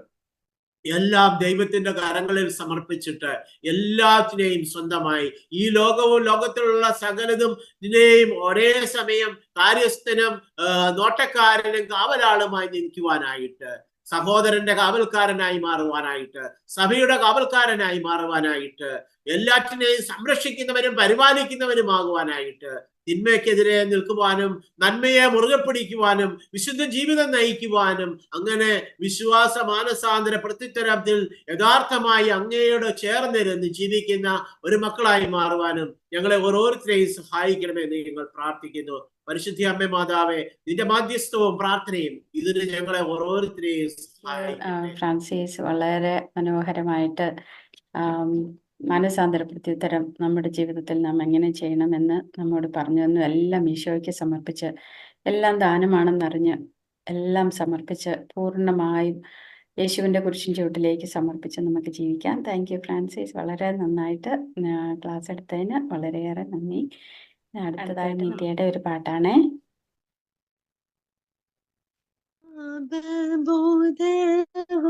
പശ്ചാത്താപവും കർത്താവി എനിക്കേകണേ, കണ്ണീരോടും വിലാപത്തോടുമെൻ പാപം ഞാനേറ്റു ചൊല്ലിടാം. നീതിമാന്യനായി അങ്ങേരെ താഴ്ത്തി ദുർവിധികൾ ഞാൻ ചെയ്യില്ല. നീതിമാന്യനായി അങ്ങേരെ താഴ്ത്തി ദുർവിധികൾ ഞാൻ ചെയ്യില്ല. പാപകാരണം അന്യരാണെന്ന ന്യായവാദം ചെയ്യില്ല. പാപകാരണം അന്യരാണെന്ന ന്യായവാദവും ചെയ്യില്ല. പാപബോധവും പശ്ചാത്താപവും കർത്താവേ എനിക്കേകണേ, കണ്ണീരോടും വിലാപത്തോടുമെൻ പാപം ഞാനേറ്റു ചൊല്ലിടാം. ആത്മവഞ്ചന ചെയ്തു ഞാനെന്റെ പാപത്തെ പൂഴ്ത്തി വയ്ക്കില്ല. ആത്മവഞ്ചന ചെയ്തു ഞാനെന്റെ പാപത്തെ പൂഴ്ത്തി വയ്ക്കില്ല. പാപമേതുമേ എന്നിലില്ലെന്ന് ചൊല്ലും വിട്ടിയാൻ ആകില്ല. പാപമേതുമേ എന്നിലില്ലെന്ന് ചൊല്ലും വിട്ടിയാൻ ആകില്ല. പാപബോധവും പശ്ചാത്താപവും കർത്താവേ എനിക്കേകണേ, കണ്ണീരോടും വിലാപത്തോടുമെൻ പാപം ഞാനേറ്റു ചൊല്ലിടാം. താങ്ക് യു മോളെ, thank you Nithya, thank you കുഞ്ഞുവാവേ. ജോഷിയച്ഛനാണ് നമുക്ക് ക്ലാസ് എടുക്കുന്നത്. മാനസാന്തര പ്രത്യുത്തരവും കുടുംബവും എന്നുള്ള ക്ലാസ്സാണ് ജോഷിയച്ഛൻ എടുക്കുന്നത്. ജോഷിയച്ഛാ. നമ്മള് ഇവിടെ ഒരു കഴിഞ്ഞ പ്രാവശ്യം വിശ്വാസ വ്യക്തിത്വം എന്ന വിഷയം നമ്മൾ ധ്യാനിച്ചു. സത്യത്തില് കഴിഞ്ഞ പ്രാവശ്യം ഞാൻ വിശ്വാസ പ്രത്യുത്തരം ആ വിഷയത്തെ കുറിച്ച് പറഞ്ഞിട്ട് മാനസാന്തരത്തിലേക്കാണ് ഞാൻ വിശ്വാസ പ്രത്യുത്തരത്തിന് 2 വശങ്ങളുണ്ട്. പക്ഷെ കഴിഞ്ഞ പ്രാവശ്യം ഞാൻ ഇപ്രാവശ്യം എടുക്കേണ്ടതാണ് കഴിഞ്ഞ പ്രാവശ്യം. അതുകൊണ്ട് ഞാൻ ആദ്യത്തെ ഭാഗത്ത് അഥവാ വിശ്വാസ പ്രത്യുത്തരം എന്ന രീതിയിൽ അതിന് തന്നെ ഒന്ന് ഫോക്കസ് ചെയ്യാൻ ആഗ്രഹിക്കാം. വിശ്വാസ പ്രത്യുത്തരം കുടുംബത്തിൽ, അതായത് ദൈവം വെളിപ്പെടുത്തി, ദൈവത്തിന്റെ സ്നേഹം ഞാൻ അറിഞ്ഞു, ഞാൻ റെസ്പോണ്ട് ചെയ്തു, എന്റെ മാമോദിസ ജീവിതം ഈ രീതിയിൽ ഒരു ക്രൈസ്തവനായി അല്ലെങ്കിൽ ക്രൈസ്തവയായി വളരാൻ ഞാൻ എന്താണ് ചെയ്യേണ്ടത്? മനസാന്തരം തീർച്ചയായിട്ടും വേണം, അത് സെക്കൻഡ് സ്റ്റെപ്പാണ്. പക്ഷെ ആദ്യം എന്താണ് വേണ്ടത്? പ്രിയപ്പെട്ടവരെ, അവിടെയാണ് വിശ്വാസ അറിവ് ഉണ്ടാകുന്നത്. വിശ്വാസ കാര്യങ്ങളെ കുറിച്ചുള്ള അറിവ്. സത്യത്തിൽ കുടുംബമാണ് വിശ്വാസ കാര്യങ്ങളുടെ എന്താണ് സ്കൂള്. വിശ്വാസ കാര്യങ്ങളെ കുറിച്ചുള്ള അറിവ് പ്രാഥമികമായി തുടർച്ചയായി ലഭിക്കേണ്ട ഇടമാണ് കുടുംബം. അപ്പോ വിശ്വാസ പ്രത്യുത്തരത്തിൽ പ്രത്യേകിച്ച് വിശ്വാസ കാര്യങ്ങളെ കുറിച്ചുള്ള അറിവ് എന്ന രീതിയിൽ നമ്മള് കുടുംബത്തിലാണ് അത് സാധ്യതയുള്ളത്. നമുക്ക് സൺഡേ സ്കൂള് കാര്യങ്ങളൊക്കെ ഉണ്ട്, പക്ഷേ അതെല്ലാം നമുക്ക് അറിയാവുന്ന പോലെ ഞായറാഴ്ച വളരെ കുറവാണ്. കുടുംബം തന്നെയാണ് എപ്പോഴും വിശ്വാസ കാര്യങ്ങളുടെ അറിവിന് ഏറ്റവും കൂടുതൽ കോൺട്രിബ്യൂട്ട് ചെയ്യേണ്ടത്. അപ്പൊ അവിടെ അധ്യാപകരാണ്, അവിടുത്തെ അധ്യാപകർ മാതാപിതാക്കൾ തന്നെയാണ്. മാതാപിതാക്കൾ തന്നെയാണ്. എവിടെവരെ നിങ്ങളുടെ മക്കളെ ചെറുപ്പത്തിൽ തന്നെ മോനെ ദാ ഈശോ തമ്പോ അങ്ങനെ കൊച്ചു കൊച്ചു കൊച്ചു കൊച്ചു കാര്യങ്ങൾ കുഞ്ഞുങ്ങൾക്ക് വിശ്വാസ പ്രത്യുത്തരത്തിനുള്ള ആ അവസരം നിങ്ങൾ ഒരുക്കുകയായിരുന്നു. അവിടെ കുഞ്ഞുങ്ങൾക്ക് വിശ്വാസ കാര്യങ്ങളെ കുറിച്ച് അവബോധമുണ്ടെങ്കിൽ അതിന് ഏറ്റവും വലിയ റോള് വഹിച്ചിട്ടുള്ളത് നിങ്ങളാണ്. അപ്പോൾ എങ്ങനെയാണ് ഈ വിശ്വാസ പ്രത്യുത്തരം കുടുംബത്തിൽ നമുക്ക് കൂടുതൽ ശക്തമായും വിപുലമായ രീതിയിൽ മുന്നോട്ട് കൊണ്ടുപോകാൻ കഴിയുന്നത്? ഒന്നാമത് ഞാൻ പറയും, വിശ്വാസ പ്രമാണത്തെക്കുറിച്ച് ധാരണ വേണം. വിശ്വാസ പ്രമാണം ദൈവത്തിന്റെ വെളിപ്പെടുത്തലുകളെല്ലാം അത് പാരമ്പര്യത്തിലൂടെയും വിശുദ്ധ ഗ്രന്ഥത്തിലൂടെയും നമുക്ക് ലഭിച്ചിട്ടുള്ള ദൈവിക വെളിപാടുകളുടെ എല്ലാം വളരെ സമ്യക്കായി, വളരെ കൺസൈസ് ഒരു അവതരണമാണ് വിശ്വാസ പ്രമാണം. അതുകൊണ്ട് വിശ്വാസ പ്രമാണം അതിൽ എന്തൊക്കെ അടങ്ങിയിരിക്കുന്നു? The articles of faith. വിശ്വാസ പ്രമാണത്തിൽ 12 ആർട്ടിക്കിൾസ് ആണ് ഉള്ളത്. 12 ആർട്ടിക്കിൾസ് ഓഫ് ഫെയ്ത്ത്. അത് വളരെ കാച്ചിക്കുറുക്കിയ രീതിയിലാണ് നമുക്ക് വിശ്വാസ പ്രമാണത്തിൽ ലഭിച്ചിരിക്കുന്നത്. സത്യത്തിൽ എത്രയോ നൂറ്റാണ്ടുകളുടെ ചർച്ചയും പ്രാർത്ഥനയും വാഗ്വാദവും പഠനവും ഫോർമേഷനും അത് വീണ്ടും തിരുത്തലും അല്ലെങ്കിൽ കൗൺസിലുകളിൽ ചർച്ച ചെയ്യലും, ഇനി അതേക്കുറിച്ച് ഹെരസികൾ ഡെവലപ്പ് ചെയ്യലും ആ ഹെരസികളെ നിയന്ത്രിക്കലും, ഇങ്ങനെ എത്രയോ കാര്യങ്ങളാണ് നമ്മുടെ വിശ്വാസ പ്രമാണത്തിലെ ഓരോ ആർട്ടിക്കിളിലും ഉള്ളത് എന്ന് ആലോചിക്കും. അത് അപ്പസ്തോലന്മാരുടെ വിശ്വാസമാണ്. അപ്പസ്തോലിക് ക്രീഡ് ആവട്ടെ, അപ്പോസ്റ്റൽസ് ക്രീഡ് ആവട്ടെ അല്ലെങ്കിൽ നൈസൈൻ ക്രീഡ് ആവട്ടെ, നിങ്ങൾക്കറിയാമല്ലോ, രണ്ട് വിശ്വാസ പ്രമാണം, ചെറിയ വിശ്വാസ പ്രമാണമുണ്ട്, വലിയ വിശ്വാസം. ഇത് കുറെ കൂടി സംശയങ്ങളും കാര്യങ്ങളൊക്കെ ഉയർന്നതിനെ കുറിച്ച് ചർച്ച ചെയ്ത് കൗൺസിലുകളും കാര്യങ്ങളൊക്കെ ചർച്ച ചെയ്ത് അത് കുറെ കൂടി ഡെവലപ്ഡ്. അപ്പൊ നോക്കുക, വിശ്വാസ പ്രമാണം, അതിലെ 12 ആർട്ടിക്കിൾസ് ഓഫ് ഫെയ്ത്ത്. ഇത് നമ്മൾ പറയുമ്പോൾ വളരെ പ്രത്യേകിച്ച് അതിലെ ഓരോ കാര്യവും നമ്മൾ എത്രമാത്രം മനസ്സിലാക്കുമോ അത്രമാത്രം ക്രൈസ്തവ ജീവിതം അർത്ഥവത്താണ്. അറിയാതെ അർത്ഥവത്തായി ജീവിക്കാനാവില്ല. ശരിയല്ലേ? നമ്മള് യാത്ര ചെയ്യുന്നു, നമ്മൾ യാത്ര ചെയ്യുന്നു.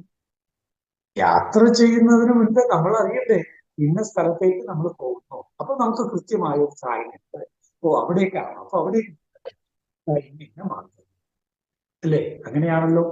ഇപ്പോഴ് അറിവ് അർത്ഥവത്തായ ജീവിതത്തിലേക്ക്, വിശ്വാസ ജീവിതത്തിലേക്ക് നമ്മൾ നയിക്കും.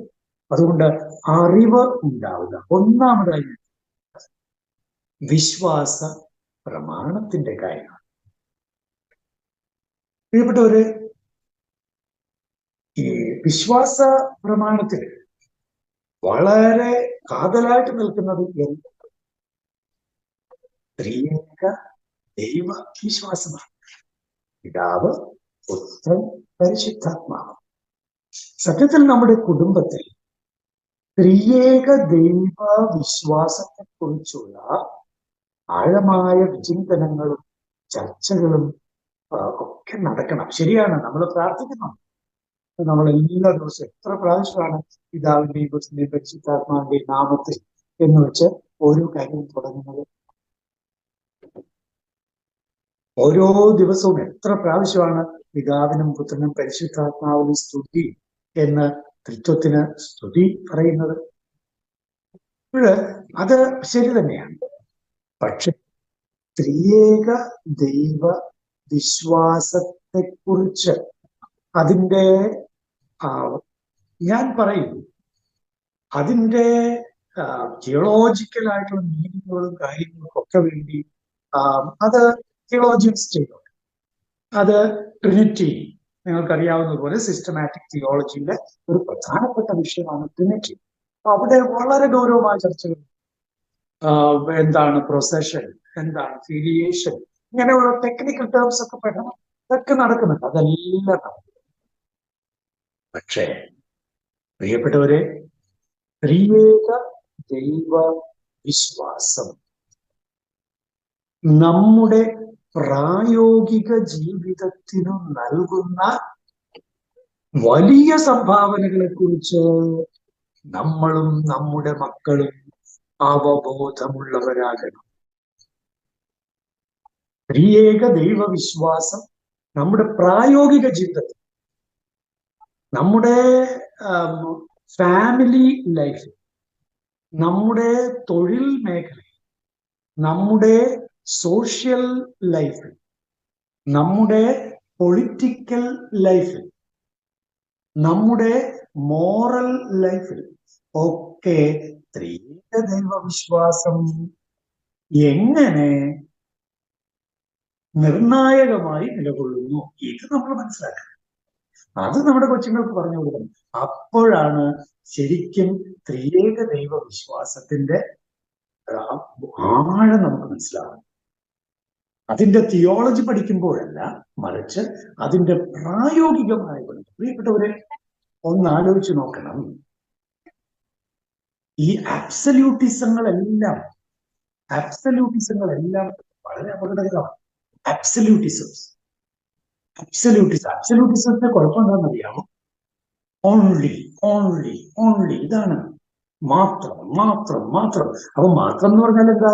മറ്റുള്ളവർക്ക് പിന്നെ ജീവിക്കാൻ സാധ്യതയില്ലാതാവും. അതാണ് വിഷയം. ആബ്സല്യൂട്ട് മോണോതെയിസം അങ്ങേയറ്റം അപകടകരമാണ്. സൂക്ഷിക്കണം. ആബ്സല്യൂട്ട് മോണോതെയിസം അങ്ങേയറ്റം അപകടകരമാണ്. പഴയ നിയമത്തിൽ നമ്മൾ കാണുന്ന വയലൻസിന്റെ എല്ലാം പിന്നിൽ അബ്സല്യൂട്ട് മോണോതെയിസം ആണ്. പക്ഷെ ഓർക്കണം, പഴയ നിയമത്തിൽ നിന്ന് വ്യക്തമായൊരു ഗ്രോത്ത് ബൈബിളിൽ കാണാം. പഴയ നിയമത്തില് ഈ അബ്സല്യൂട്ട് മോണിസത്തിന്റെ അല്ലെങ്കിൽ അബ്സല്യൂട്ട് മോണോതെയിസത്തിന്റെ ഡയമെൻഷനിൽ നിന്ന് യേശു ക്രിസ്തുവിലേക്ക് എത്തുമ്പോ എന്താ നമ്മൾ കാണുന്നത്? പിതാവ്, പുത്രൻ, പരിശുദ്ധാത്മാവ്. ഈശോയാണ് ദൈവം, ഏകദൈവം, ത്രിത്വമാണ് എന്ന് വെളിപ്പെടുത്തിയത്. ഏകദൈവം, ത്രിത്വമാണ്. ദൈവം ഒന്നേ ഉള്ളൂ, പക്ഷെ ഒരു ദൈവത്തിൽ പിതാവ്, പുത്രൻ, പരിശുദ്ധാത്മാവ്. ആ വെളിപ്പെടുത്തലാണ് പ്രിയപ്പെട്ടവരെ ലോക ചരിത്രത്തെ സമാധാനപൂർണ്ണമാക്കിയിട്ടുള്ളത്. ലോക ചരിത്രത്തിന് സമാധാനമായി ജീവിക്കാൻ ത്രിത്വവിശ്വാസം കൂടിയേ തീരും. നിങ്ങളൊന്ന് ആലോചിച്ച് നോക്കിയേ. പോളിതെയിസം, ബഹുദൈവ വിശ്വാസം പല മതങ്ങളിലൊക്കെ കാണുന്നു. ഹൈന്ദവ മതത്തിൽ പോളിതെയിസം. അപ്പോ പല ദൈവങ്ങളുണ്ട്. ഒരു കാര്യം നമ്മൾ മനസ്സിലാക്കണം, നിന്റെ ദൈവസങ്കല്പം എന്തോ അതായിരിക്കും നിന്റെ ലോകസങ്കല്പവും. Your god concept would be your world concept also. അത് വളരെ പ്രധാനപ്പെട്ടതാണ്. അപ്പോ ഒന്ന് ആലോചിച്ച് നോക്കിയേ, പോളിതെയിസത്തിൽ ഉള്ള കുഴപ്പം എന്താ? പോളിതെയിസം പല ദൈവങ്ങൾ എന്ന് വരുമ്പോ മനുഷ്യരും പലരാ, മനുഷ്യരും പല തട്ട. കണ്ടോ, അവിടെയാണ് ചാതുർവർണ്ണ്യം വരുന്നത്. അവിടെയാണ് ഉയർന്ന ജാതി, താഴ്ന്ന ജാതി, കീഴാള്, എന്തൊക്കെയാണ്. ഒന്ന് ആലോചിച്ച് നോക്കി. മനുഷ്യരെ തന്നെ പല തട്ടുകളാക്കി മാറ്റാൻ പോളിതെയിസത്തിൽ എപ്പോഴും ആ ഒരു അപകടമുണ്ട്. ഇനി അബ്സല്യൂട്ട് മോണോതെയിസത്തിൽ എന്താ അപകടം? അതായത് ദൈവം ഒരാൾ മാത്രം, ഓൺലി എന്നുള്ള ആ ഒരു വിഷയമാണ്. അബ്സല്യൂട്ട് മോണോതെയിസത്തിന്റെ പ്രശ്നം പ്രിയപ്പെട്ടവരെ എക്സ്ക്ലൂസിവിസമാണ്. അബ്സല്യൂട്ട് മോണോതെയിസത്തിന്റെ പ്രശ്നം അടിസ്ഥാനപരമായി എക്സ്ക്ലൂസിവിസമാണ്. എന്താണ് എക്സ്ക്ലൂസിവിസം? എക്സ്ക്ലൂസിവിസം എന്ന് വെച്ചാൽ മറ്റവരൊക്കെ പുറത്ത്, അവരൊക്കെ ഇല്ലാതാവണം. അബ്സല്യൂട്ട് മോണോതെയിസത്തിന്റെ പ്രായോഗിക വശങ്ങൾ എന്തൊക്കെയാണ്? ഈ ഒള്ളിക്ക് പ്രാധാന്യം വരും. ഒള്ളിക്ക് എങ്ങനെയാ വരുന്നത്? പിന്നീട് അങ്ങോട്ട് പോകുമ്പോഴേക്കും ഓൺലി വൺ റിലീജിയൻ. അതുകൊണ്ട് അബ്സല്യൂട്ട് മോണോതെയിസം ഉള്ളിടത്ത് മതസ്വാതന്ത്ര്യം ഇല്ല. ഇനി ആ ഉള്ളി സംഗതി പിന്നീട് എങ്ങോട്ടാ പോകുന്നത്? പുരുഷൻ മാത്രം, പുരുഷൻ മാത്രം. ഇനി വീണ്ടും പോകുന്നത് ഒരു കൾച്ചർ മാത്രം, ഒരു സംസ്കാരം, ഒരു ഭാഷ മാത്രം. ഇത്തരത്തിൽ എക്സ്ക്ലൂസിവിസം ആണ് അബ്സല്യൂട്ട് മോണോതെയിസം സമ്മാനിക്കുന്നത്. ഞാനിത് നിങ്ങളോട് സംസാരിക്കുന്നത് അല്പം ഗഹനമായ കാര്യങ്ങൾ തന്നെയാണ്. അല്പം ഫിലോസോഫിക്കൽ ആയിട്ടുള്ള ഒരു വശവും അതിലുണ്ട്. പക്ഷെ ഇത് മനസ്സിലാക്കേണ്ടത് ആവശ്യമാണ്. പഴയ നിയമത്തിലെ മറ്റ് രാജ്യങ്ങളെ അല്ലെങ്കിൽ മറ്റ് അവരെ വിജാതീയരാണ്, അവരെ കൊന്നുകളയുക, ഇല്ലാതാക്കുക എന്നൊക്കെയുള്ള കൺസെപ്റ്റിന്റെ പിന്നിൽ കിടക്കുന്നത് അബ്സല്യൂട്ട് മോണോതെയിസമാണ്. അത് അവരുടെ ഗോത്രീയതയുടെ ഒരു ദർപ്പണവും കൂടിയായി, ഒരു മിററും കൂടിയായിരുന്നു. വളരെ സാവധാനമാണ് വെളിപ്പെടുത്തൽ, വളരെ സാവധാനമാണ് നടന്നിട്ടുള്ളത്. 4ാം ക്ലാസ്സിൽ കൊച്ചിനോട് 4ാം ക്ലാസ്സിന്റെ ഭാഷ എന്ന് പറഞ്ഞതുപോലെ. പക്ഷെ യേശു ക്രിസ്തുവിലെത്തുമ്പോൾ മനുഷ്യകുലത്തിന് പ്രായപൂർത്തിയായി. അവിടെ ഈശോ ത്രിത്വത്തെ വെളിപ്പെടുത്തി. യോഹന്നാൻ പിതാവ്, പുത്രൻ, പരിശുദ്ധാത്മാവ് എന്ന ത്രിത്വ വെളിപ്പെടുത്തൽ ധ്യാനിച്ച് ഗോഡ് ഈസ് ലവ് എന്നത്. പ്രിയപ്പെട്ടവരെ, വിശ്വാസ പ്രത്യുത്തരത്തിൽ നമ്മൾ ത്രിയേക ദൈവവിശ്വാസത്തിന്റെ പ്രായോഗിക തലങ്ങളെ ശരിക്ക് മനസ്സിലാക്കേണ്ടിയിരിക്കുന്നു. ത്രിത്വവിശ്വാസമുള്ളിടത്ത് ഡെമോക്രസി ബലപ്പെടും. ശരിയായ ത്രിയേക ദൈവവിശ്വാസം നന്നായിട്ട് പേരോടിയെടുത്ത് ഡെമോക്രസി ബലപ്പെടും. കാരണം എന്താ? ദൈവം ഒന്നാണ്, സമ്മതിച്ചു. പക്ഷെ ആ ദൈവത്തിൽ പിതാവ്, പുത്രൻ, പരിശുദ്ധാത്മാവ്. അതായത് ദൈവം കൂട്ടായ്മയാണ്. അതുകൊണ്ട് ഒരു ഏകാധിപത്യ ഭരണം അത് ത്രിയേക ദൈവത്തിന്റെ ശൈലിയല്ല. കണ്ടോ? അപ്പോ ഏകാധിപത്യ ഭരണത്തിന് പകരം ജനാധിപത്യ ഭരണം, അത് ത്രിയേക ദൈവവിശ്വാസത്തിന് വളരെ ചേർന്ന് പോകുന്നതാണ്. അതുകൊണ്ട് പ്രിയപ്പെട്ടവരെ, നിങ്ങളൊന്ന് ചിന്തിച്ചു നോക്കൂ. The so called Christian countries, അവിടെയെല്ലാം ഡെമോക്രസി വളരെ ശക്തമാണ്.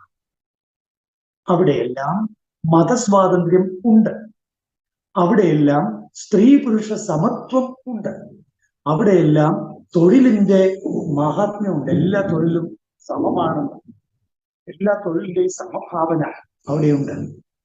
പ്രിയപ്പെട്ടവരെ, ത്രിയേക ദൈവ വിശ്വാസം എന്നുള്ളത് തിയോളജിക്കൽ തലത്തിൽ നിൽക്കേണ്ട ഒന്ന് മാത്രമല്ല, നമ്മുടെ വിശ്വാസത്തിന്റെ തലത്തിൽ നിന്ന് മാത്രം നിൽക്കേണ്ടതല്ല, പ്രായോഗികമായ അതിന്റെ ഗുണങ്ങളെ നമ്മൾ മനസ്സിലാക്കണം. വളരെ പ്രധാനപ്പെട്ട കാര്യം ഞാൻ പറയുന്നു.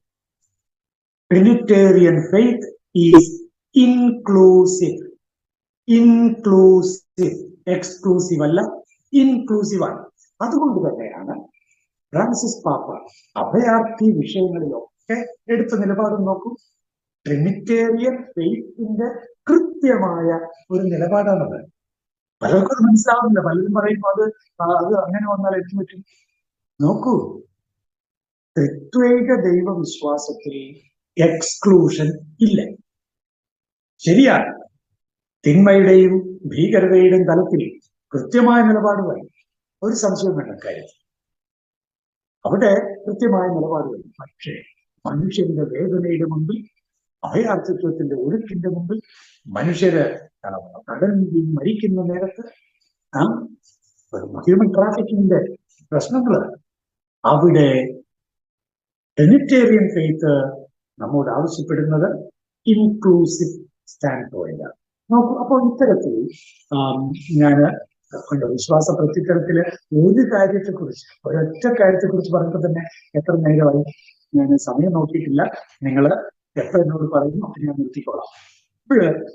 പ്രിയപ്പെട്ടവരെ, രണ്ട്, അപ്പൊ ഒന്ന് ത്രിയേക ദൈവ വിശ്വാസത്തെക്കുറിച്ച് ഗൗരവമായി അതിന്റെ പ്രായോഗിക തലങ്ങളെ കുറിച്ചൊക്കെ കുടുംബത്തിൽ ചർച്ച നടക്കണമെന്നേ. കുടുംബം, ഞാനിപ്പോ ഈ പറഞ്ഞ കാര്യങ്ങൾ ഒന്ന് കുടുംബത്തിൽ ഡിസ്കഷൻ നടത്തി നോക്കി. ഈ വക കാര്യങ്ങളൊക്കെ വെച്ചുകൊണ്ട് ത്രിത്വത്തെക്കുറിച്ചുള്ള നല്ലൊരു ലീഫ്ലെറ്റ് ഞങ്ങൾ തയ്യാറാക്കിയിട്ടുണ്ട്. TOC-യിൽ നിന്ന് കുറേ വർഷം മുമ്പ് തയ്യാറാക്കിയതാ. ആവശ്യമുള്ളവർക്ക് ചോദിച്ചാൽ ഞാൻ ഇമെയിലിലോ കാര്യങ്ങളിലോ അയച്ചു തരാം. അപ്പോ പ്രിയപ്പെട്ടവരെ, ദൈവം ത്രിയേക ദൈവമാണെന്ന ക്രൈസ്തവ വിശ്വാസം സമാധാനപരമായ ജീവിതത്തിന്, സാഹോദര്യത്തിനുള്ള ജീവിതത്തിന്, മതേതരത്വ റിയൽ സെക്യുലറിസത്തിന്റെ ജീവിതത്തിന്, റിയൽ ഡെമോക്രാറ്റിക് ജീവിതത്തിന്, അതുപോലെ തന്നെ സ്ത്രീ പുരുഷ സമത്വ ജീവിതത്തിന്, അതുപോലെ തന്നെ ഒന്ന് ആലോചിച്ച് നോക്കുക. ഒരു പുരുഷന് ഒരു സ്ത്രീ, അല്ലെ? ഒരു ഭർത്താവ് ഒരു ഭാര്യ. ഇത് ത്രിയേക ദൈവവിശ്വാസത്തിൻ്റെതാണ്. ത്രിയേക ദൈവവിശ്വാസം ഉള്ളിടത്താണ് ഒരു ഭർത്താവ് ഒരു ഭാര്യ എന്ന കൺസെപ്റ്റിന് താത്വികമായ അടിത്തറയുള്ളത്. 1+1+1=1. പിതാവ്, പുത്രൻ, പരിശുദ്ധാത്മാവ്, മൂന്നാളുകൾ, പക്ഷെ ഒരു ദൈവം. ഭർത്താവ് ഭാര്യ 2 ആളുകൾ, പക്ഷെ ഒന്നാണ്. അവർ ഇതിന്മേൽ 2അല്ല, ഒന്നാണ്. കേട്ടോ? അപ്പോ ത്രിത്വവിശ്വാസത്തിന്റെ സ്വാഭാവികമായ പരിണതിയാണ് നമ്മുടെ കുടുംബത്തിന്റെ ഈ ഭാര്യയും ഭർത്താവും. അവിടെ പോളിഗമിയില്ല, അല്ലേ? അതുപോലെ തന്നെ പോളിയാൻഡ്രിയുമില്ല. അപ്പോ ഇതെല്ലാം പ്രായോഗികമാണ്. ഇതെല്ലാം ത്രിത്വൈക ദൈവവിശ്വാസത്തിന്റെ പ്രായോഗികമായ റിസൾട്ട്സ് ആണ്. ഓക്കെ, ഇപ്പൊ നമ്മള് മുന്നോട്ട് പോകുന്നു. രണ്ടാമത് പ്രിയപ്പെട്ടവരെ, വിശുദ്ധ ഗ്രന്ഥം ബൈബിൾ വായിക്കുക, ബൈബിൾ ധ്യാനിക്കുക, ബൈബിൾ പ്രാർത്ഥിക്കുക, ബൈബിൾ പഠിക്കുക, വളരെ പ്രധാനപ്പെട്ട കാര്യം. അപ്പോ വിശ്വാസ പ്രത്യുത്തരത്തിന്റെ രണ്ടാമത്തെ തലം വിശുദ്ധ ഗ്രന്ഥം വായിക്കുക, ധ്യാനിക്കുക, പഠിക്കുക. ഞാൻ അതേക്കുറിച്ച് ഒത്തിരി നീട്ടി പറയില്ല. 3, കൂദാശ ജീവിതം. നമുക്ക് 7 കൂദാശകളുണ്ട്. ഈ കൂദാശകളെ കുറിച്ച് നമ്മുടെ മക്കൾക്ക് നമ്മൾ കൂദാശകൾ ഇൻട്രൊഡ്യൂസ് ചെയ്യാറുണ്ട്. അത് കുഞ്ഞായിരുന്നപ്പോൾ തന്നെ മാമോദിസ മുക്കിയിട്ടുണ്ട്. പിന്നെ അവരെ വിശ്വാസത്തിൽ വളർത്തി അവരെ ഫസ്റ്റ് കമ്മ്യൂണിയൻ ഒരുക്കിയിട്ടുണ്ട്. പിന്നെ ഒഫീഷ്യലൊക്കെ നമ്മൾ എല്ലാം ചെയ്തു കൊടുത്തു. ഇതെല്ലാം നമ്മൾ ചെയ്യുന്നത് തന്നെയാണ്. പക്ഷെ പ്രിയപ്പെട്ടവരെ, ഈ കൂദാശ ജീവിതത്തെ കുറിച്ച് ഗൗരവമായ ചർച്ചകളും വിചിന്തനങ്ങളും കുടുംബത്തിൽ നടക്കും. എന്തിനാണ് ഈശോ എന്റെ നാവിൽ ഒരപ്പത്തിന്റെ രൂപത്തിൽ ഈശോ തന്റെ മാംസം വെച്ചത്?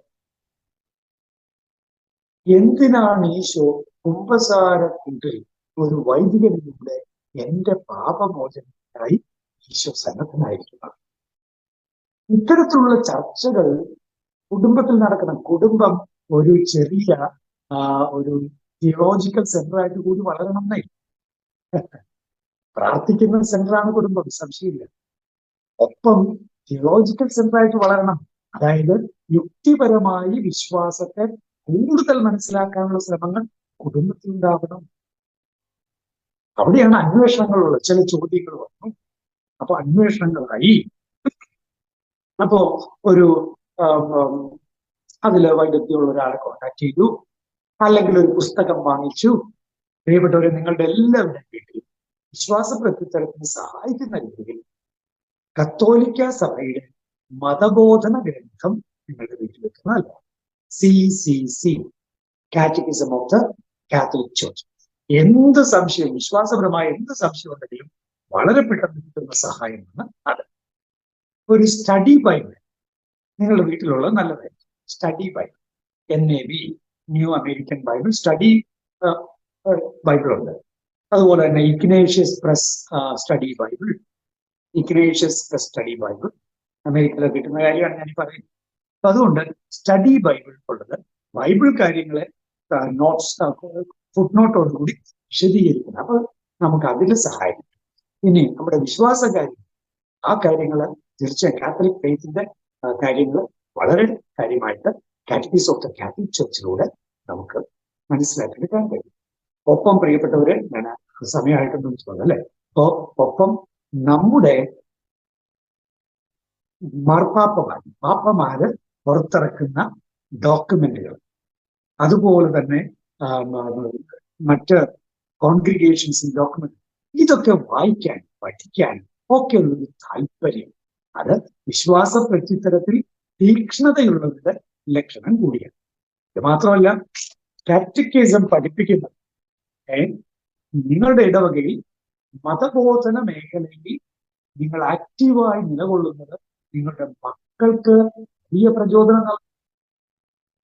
അവരെയും ആ കാര്യങ്ങളിൽ ഇൻവോൾവ് ആകാൻ ഇടയാക്കും.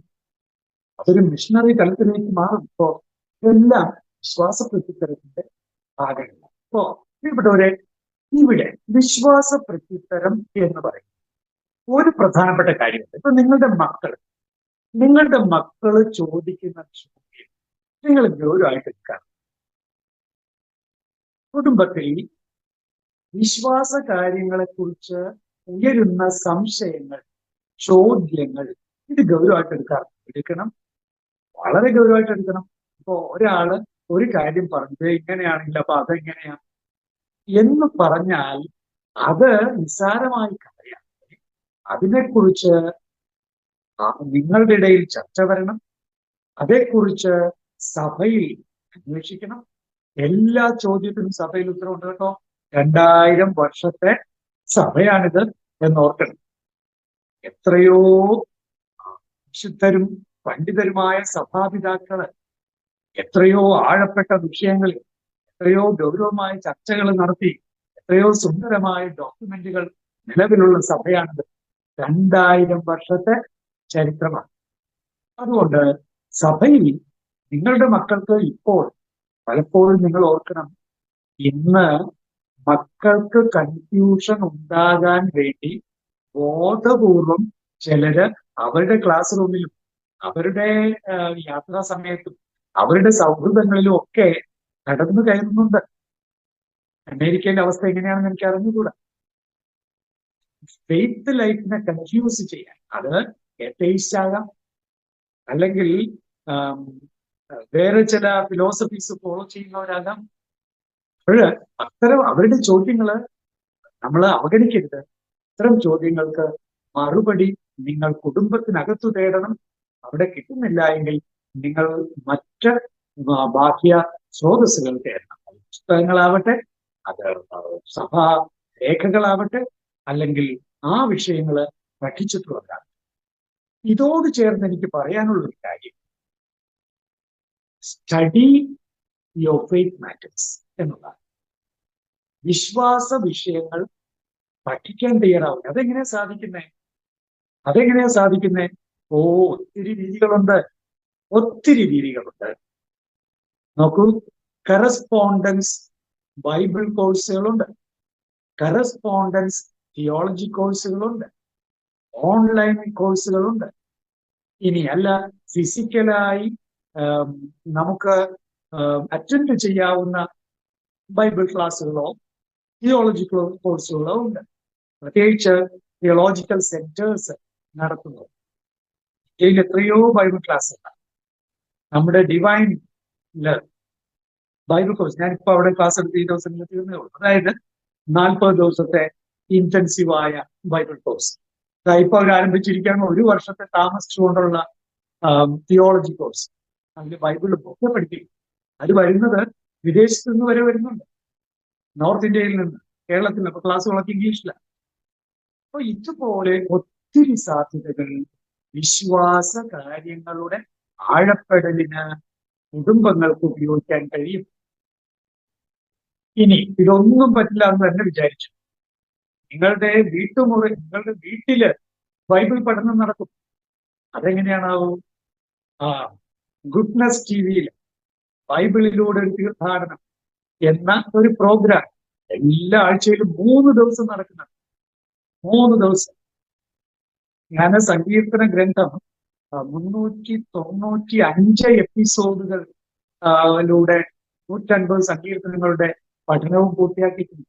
അത് ഗുഡ്നസ് ടിവിയിലൂടെയാണ് വന്നിട്ടുള്ളത്. അതുപോലെ കേരളത്തിലെ ബൈബിൾ പഠിതാക്കളായിട്ടുള്ള അല്ലെങ്കിൽ സ്കോളേഴ്സ് ആയിട്ടുള്ള വ്യക്തികൾ അതിലൂടെ ഈ വിവിധ ബൈബിൾ പുസ്തകങ്ങൾ പഠിപ്പിച്ചിട്ടുണ്ട്. അതിപ്പോഴും നെറ്റിലും കിട്ടും. നിങ്ങൾക്കതിപ്പോ ടിവിയിൽ കണ്ട് പഠിക്കാനാണ് താല്പര്യമെങ്കിൽ അങ്ങനെ, അല്ല നിങ്ങൾക്ക് ഗൂഗിളിൽ സെർച്ച് ചെയ്ത് അല്ലെങ്കിൽ യൂട്യൂബിൽ സെർച്ച് ചെയ്ത് കാണാനാണെങ്കിൽ അങ്ങനെ. ബൈബിളിലൂടെ ഒരു തീർത്ഥാടനം. അപ്പോൾ ഏത് പുസ്തകം പഠിക്കണോ അത് സാധിക്കും. അതുകൂടാതെ തന്നെ പ്രത്യേകിച്ച് പ്രവാചക ശബ്ദം പോലെയുള്ള ഓൺലൈൻ മാഗസിൻസ്, അവര് തിയോളജി പഠിപ്പിക്കാനുള്ള ശ്രമങ്ങളുണ്ട്.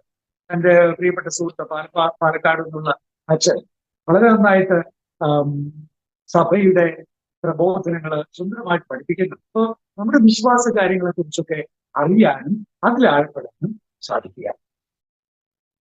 ഇനിയും എന്ന് പറയുന്നു, നിർത്താൻ പറഞ്ഞാലും നിർത്തുള്ളൂ കേട്ടോ. മുന്നോട്ട് പറയാനാണെങ്കിൽ ഇഷ്ടം പോലെയുണ്ട്. പ്രിയപ്പെട്ടവരെ, വിശ്വാസ കാര്യങ്ങളുടെ അനുഭവം, ലെക്സിയോ ഡിവീന, ഞാൻ നിങ്ങളോട് പറയട്ടെ, ലെക്സിയോ ഡിവീന, ഡിവൈൻ റീഡിംഗ് വളരെ സുന്ദരമാണ്. അത് ദൈവിക അനുഭവം, വിശുദ്ധ ഗ്രന്ഥ വായനയിൽ നിന്ന് ദൈവിക അനുഭവത്തിലേക്ക് കടക്കുന്ന 5 സ്റ്റെപ്പുകളുള്ള ലെക്സിയോ ഡിവീന. അപ്പോ ഇപ്പൊ ഞാനത് വിശദീകരിക്കുന്നില്ല, സമയത്ത് നമുക്ക് ഇത്രയും മതി. അപ്പോ ലെക്സിയോ ഡിവീന അത് നിങ്ങൾ പഠിച്ചെടുക്കണം. ലെക്സിയോ ഡിവീന അതെങ്ങനെയാ? നെറ്റിൽ സെർച്ച് ചെയ്ത് നോക്കുക. 5 സ്റ്റെപ്പുകൾ ഏതൊക്കെയാ? ലെക്സിയോ റീഡിംഗ്, പിന്നെ മെഡിറ്റാസിയോ ടെക്സ്റ്റ്, അതിൽ തന്നെ എന്തു പറയുന്നു എന്ന് കണ്ടെത്താനുള്ള ശ്രമമാണ് ലെക്സിയോ റീഡിംഗ്. അത് പല പ്രാവശ്യം വായിക്കുക, ശ്രദ്ധാപൂർവം വായിക്കുക, അതിന്റെ വിശദീകരണങ്ങളൊക്കെ കിട്ടുമെങ്കിൽ വായിക്കുക. അപ്പൊ ടെക്സ്റ്റ് അതിൽ തന്നെ നമ്മൾ മനസ്സിലാക്കുന്നു. 2, മെഡിറ്റാസിയോ. ഈ ടെക്സ്റ്റ്, ഈ ബൈബിൾ ഭാഗം എന്റെ ജീവിതത്തിൽ ഇപ്പോൾ എന്നോട് എന്തു പറയും? ഈ ബൈബിൾ ഭാഗത്തിന് എന്നോട് എന്താണ് പറയാൻ? അതാണ് മെഡിറ്റാസിയോ. നമ്മുടെ ജീവിതവും ആ ബൈബിൾ ഭാഗവുമായിട്ടുള്ള ബന്ധം അത് കണ്ടെത്തലാണ് മെഡിറ്റാസിയോ. 3, ഒറാസിയോ, പ്രാർത്ഥന. ദൈവമേ, അങ്ങയുടെ വചനം ഞാനിതാ അതിൽ തന്നെ വായിച്ചു, ഇനി എന്റെ ജീവിതത്തോട് ബന്ധപ്പെടുത്തി വായിച്ചു. ദൈവമേ, അങ്ങയുടെ കൃപയാണ് എന്റെ ജീവിതത്തിൽ ഈ വചനം മാംസം ധരിക്കാൻ ഇടയാക്കേണ്ടത്. ദൈവമേ, ഞാൻ അങ്ങയോട് പ്രാർത്ഥിക്കുന്നു, കൃപ ചൊരിയണം. പ്രിയപ്പെട്ടവരെ, നാലാമത്തേത് കോൺടെംപ്ലാസിയോ. കോൺടെംപ്ലാസിയോ എന്നാൽ അത് വിധിധ്യാസനം എന്നൊക്കെ ചിലർ പറയാറുണ്ട്. എക്സ്പീരിയൻസിലേക്ക് കടക്കലാണ്. ബൈബിൾ നമ്മൾ അക്ഷരങ്ങളിലൂടെ വായിക്കുകയായിരുന്നു, പക്ഷെ ഇപ്പോൾ അക്ഷരത്തിൽ നിന്ന് ദൈവത്തിലേക്ക് അഥവാ വ്യക്തിയിലേക്ക് കടക്കുന്ന ഏർപ്പാട്. ദൈവവുമായി വ്യക്തിപരമായ ബന്ധത്തിന്റെ ആഴമായ ജ്ഞാനത്തിന്റെ സമയമാണ് അത്. അല്ല, ആഴമായ അനുഭവത്തിന്റെ സമയം. എന്നോട് വിശുദ്ധ ഗ്രന്ഥത്തിലൂടെ സംസാരിച്ച ദൈവത്തെ ഞാനിതാ ടേസ്റ്റ് ചെയ്യുന്ന നിമിഷമാണ്, അനുഭവിക്കുന്ന നിമിഷമാണ്. ഈ അനുഭവവും ഈ ടേസ്റ്റ് ചെയ്യലുമാണ് എന്നിൽ പരിവർത്തനം ഉളവാക്കുന്നത്. പ്രിയപ്പെട്ടവരെ, അങ്ങനെ കോൺടെംപ്ലാസിയോ. ഇനി കോൺടെംപ്ലാസിയോ കഴിഞ്ഞാലോ ആക്സിയോ. ഞാൻ ഈ ലക്ഷ്യ ദിവീന ഒരാഴ്ചയിൽ ഒരിക്കൽ ഞാൻ നടത്തുന്നു എന്ന് വിചാരിക്കുക, അല്ലെങ്കിൽ കുടുംബം ഒന്നിച്ച് ലക്ഷ്യ ദിവീന നടത്തുന്നു എന്ന് വിചാരിക്കുക. എന്നിട്ട് അവസാനം ഒരു ഡിസിഷൻ. ഇന്ന് കർത്താവ് നമ്മളോട് സംസാരിച്ച ഈ തിരുവചനം, ഇത് നമ്മുടെ ജീവിതത്തിൽ എങ്ങനെയാണ് നമ്മൾ അത് നടപ്പിലാക്കുന്നത്? ആക്സിയോ, തീരുമാനം. പ്രിയപ്പെട്ടവരെ, താങ്ക് യു. ഒത്തിരി താങ്ക് യു അച്ഛാ. വിശ്വാസത്തിന്റെ ആഴമായ വിശ്വാസത്തിലേക്ക് വിശ്വാസത്തിന്റെ ക്ലാസ് എടുത്ത് ഞങ്ങളെ എന്താ പറയണ, ഞങ്ങളുടെ ജീവിതത്തിൽ ഒരു പരിവർത്തനം ഉണ്ടാവാൻ വേണ്ടി വചനം വായിക്കാനും എല്ലാം ഞങ്ങൾക്കൊരു ഉത്തേജനമാക്കി തന്നതിന് ഒത്തിരി നന്ദി അച്ഛാ. ഞങ്ങളെ ബ്ലസ് ചെയ്യണേ. നിങ്ങളുടെ പിതാവേ, അങ്ങയുടെ നാമം പൂജിതമാകണമേ, അങ്ങയുടെ രാജ്യം വരണമേ, അങ്ങയുടെ തിരുമനസ് സ്വർഗ്ഗത്തിലെ പോലെ ഭൂമിയിലും. അന്നു വേണ്ടി ആഹാരം ഞങ്ങൾ ഞങ്ങളുടെ തെറ്റുകൾ ഞങ്ങളോട് ക്ഷമിക്കണമേ, ഞങ്ങളെ ഞങ്ങളെ രക്ഷിക്കണമേ. അങ്ങയുടെ ആത്മാവോടും കൂടെ സർവശക്തനായ ദൈവം പിതാവും പുത്രനും പരിശുദ്ധാത്മാവും നിങ്ങളെ സമൃദ്ധമായി അനുഗ്രഹിക്കുമാറാകട്ടെ.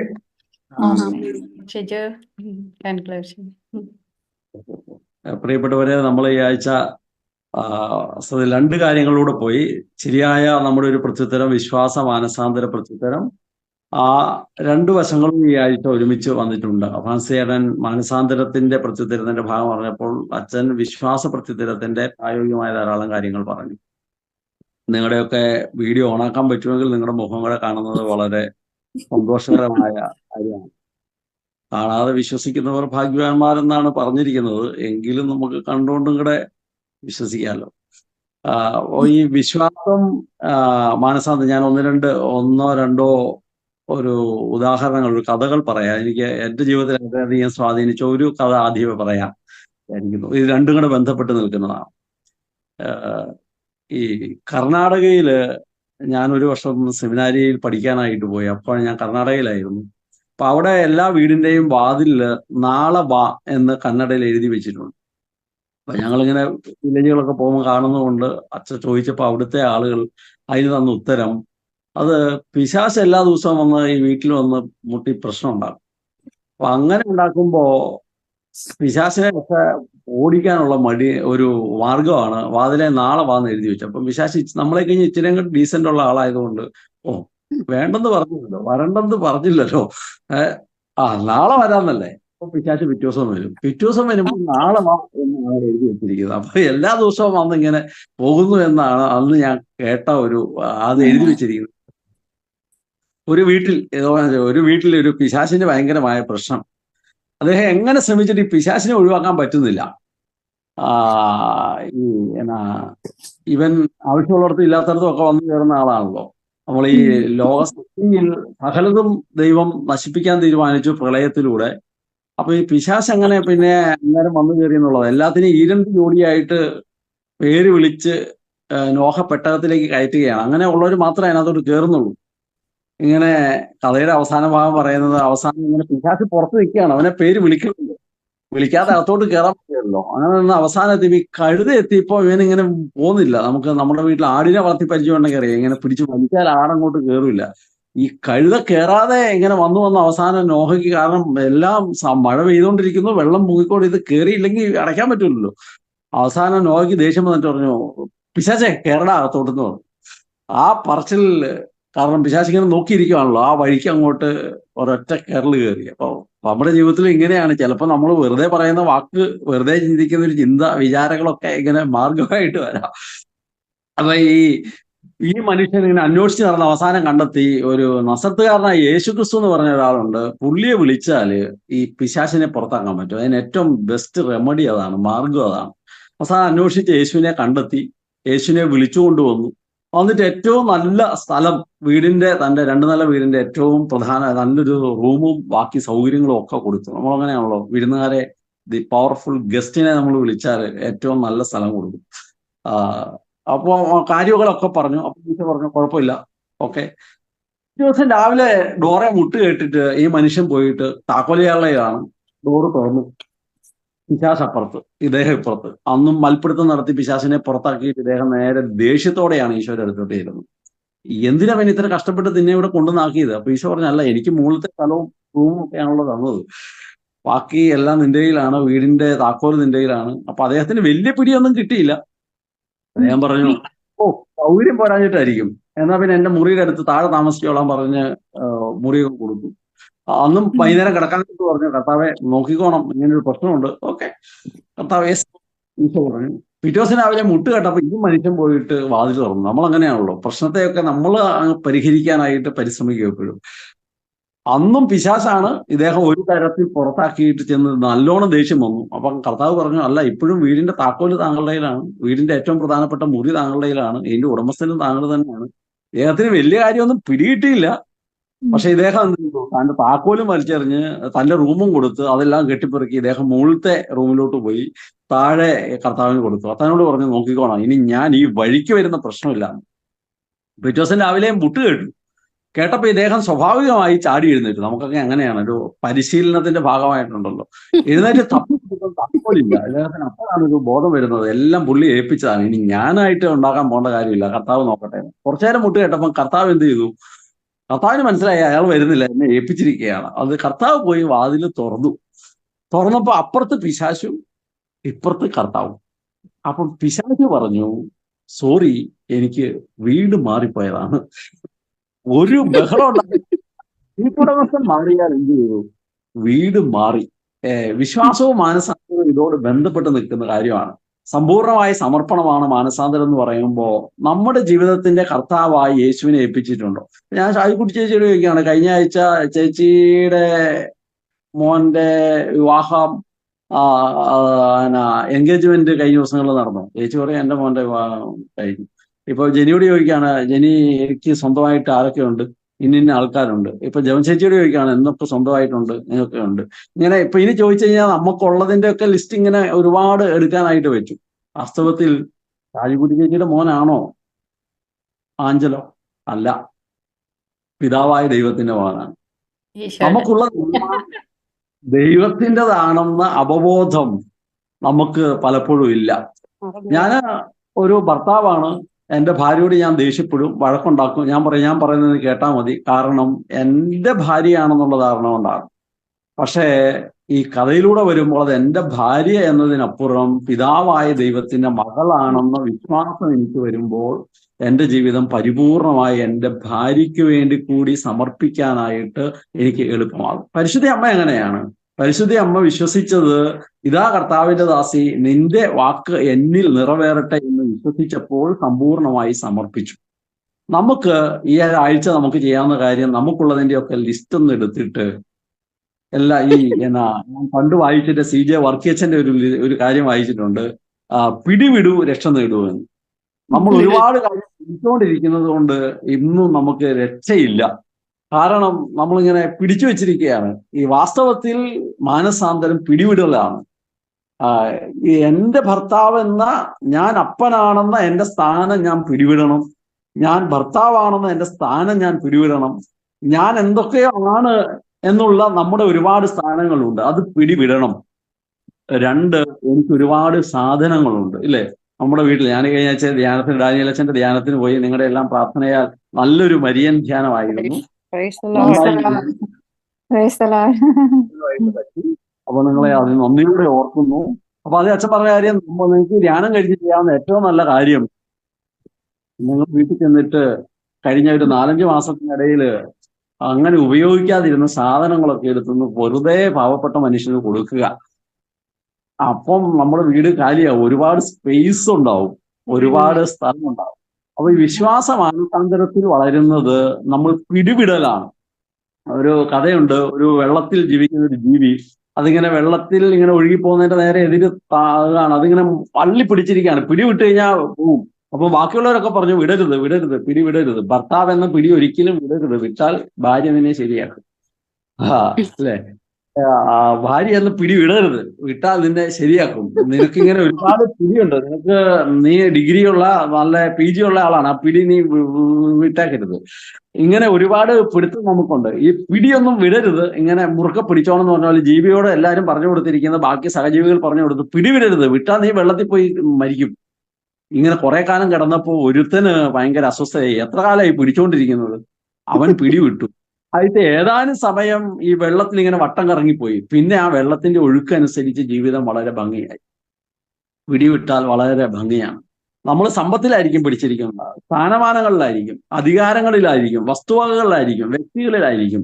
പ്രിയപ്പെട്ടവരെ, മാനസാന്തര വിധി എന്നെല്ലാം പിടിവിടലാണ്, ക്രിസ്തുവിൽ തന്റെ ജീവിതം സമർപ്പിക്കലാണ്. അപ്പൊ അതുകൊണ്ട് ഈ ഒരാഴ്ച നമുക്ക് കുറച്ചും കൂടെ മാനസാന്തരത്തിന്റെ പരിണത ഫലങ്ങളിലേക്ക് നമ്മൾ വളരേണ്ടതുണ്ട്. ഒരു കാര്യം കൂടെ പറഞ്ഞ് ഞാൻ അവസാനിപ്പിക്കുകയാണ്, സമയം അവസാനിച്ചു എന്ന് എനിക്കറിയാം. മദ്യപാനിയായ ഒരാൾ മാനസാന്തരപ്പെട്ടു എന്ന് പറയുന്നത് എങ്ങനെയാണ്? ഞാൻ ഉദാഹരണം എടുക്കുന്നതാണ്. അദ്ദേഹത്തിന്റെ മദ്യപാനം അവസാനിപ്പിക്കൽ, അത് വളരെ ചെറിയൊരു കാര്യമാണ്. അദ്ദേഹം അത് അവസാനിപ്പിക്കുമ്പോൾ അദ്ദേഹത്തിന് മനസ്സിലാവുന്ന എന്റെ ശരീരം ദേവാലയമാണ്, ദൈവം വസിക്കുന്ന ദൈവമായ എന്റെ ശരീരത്തിൽ അത് നിർവഹിക്കാൻ പാടില്ല.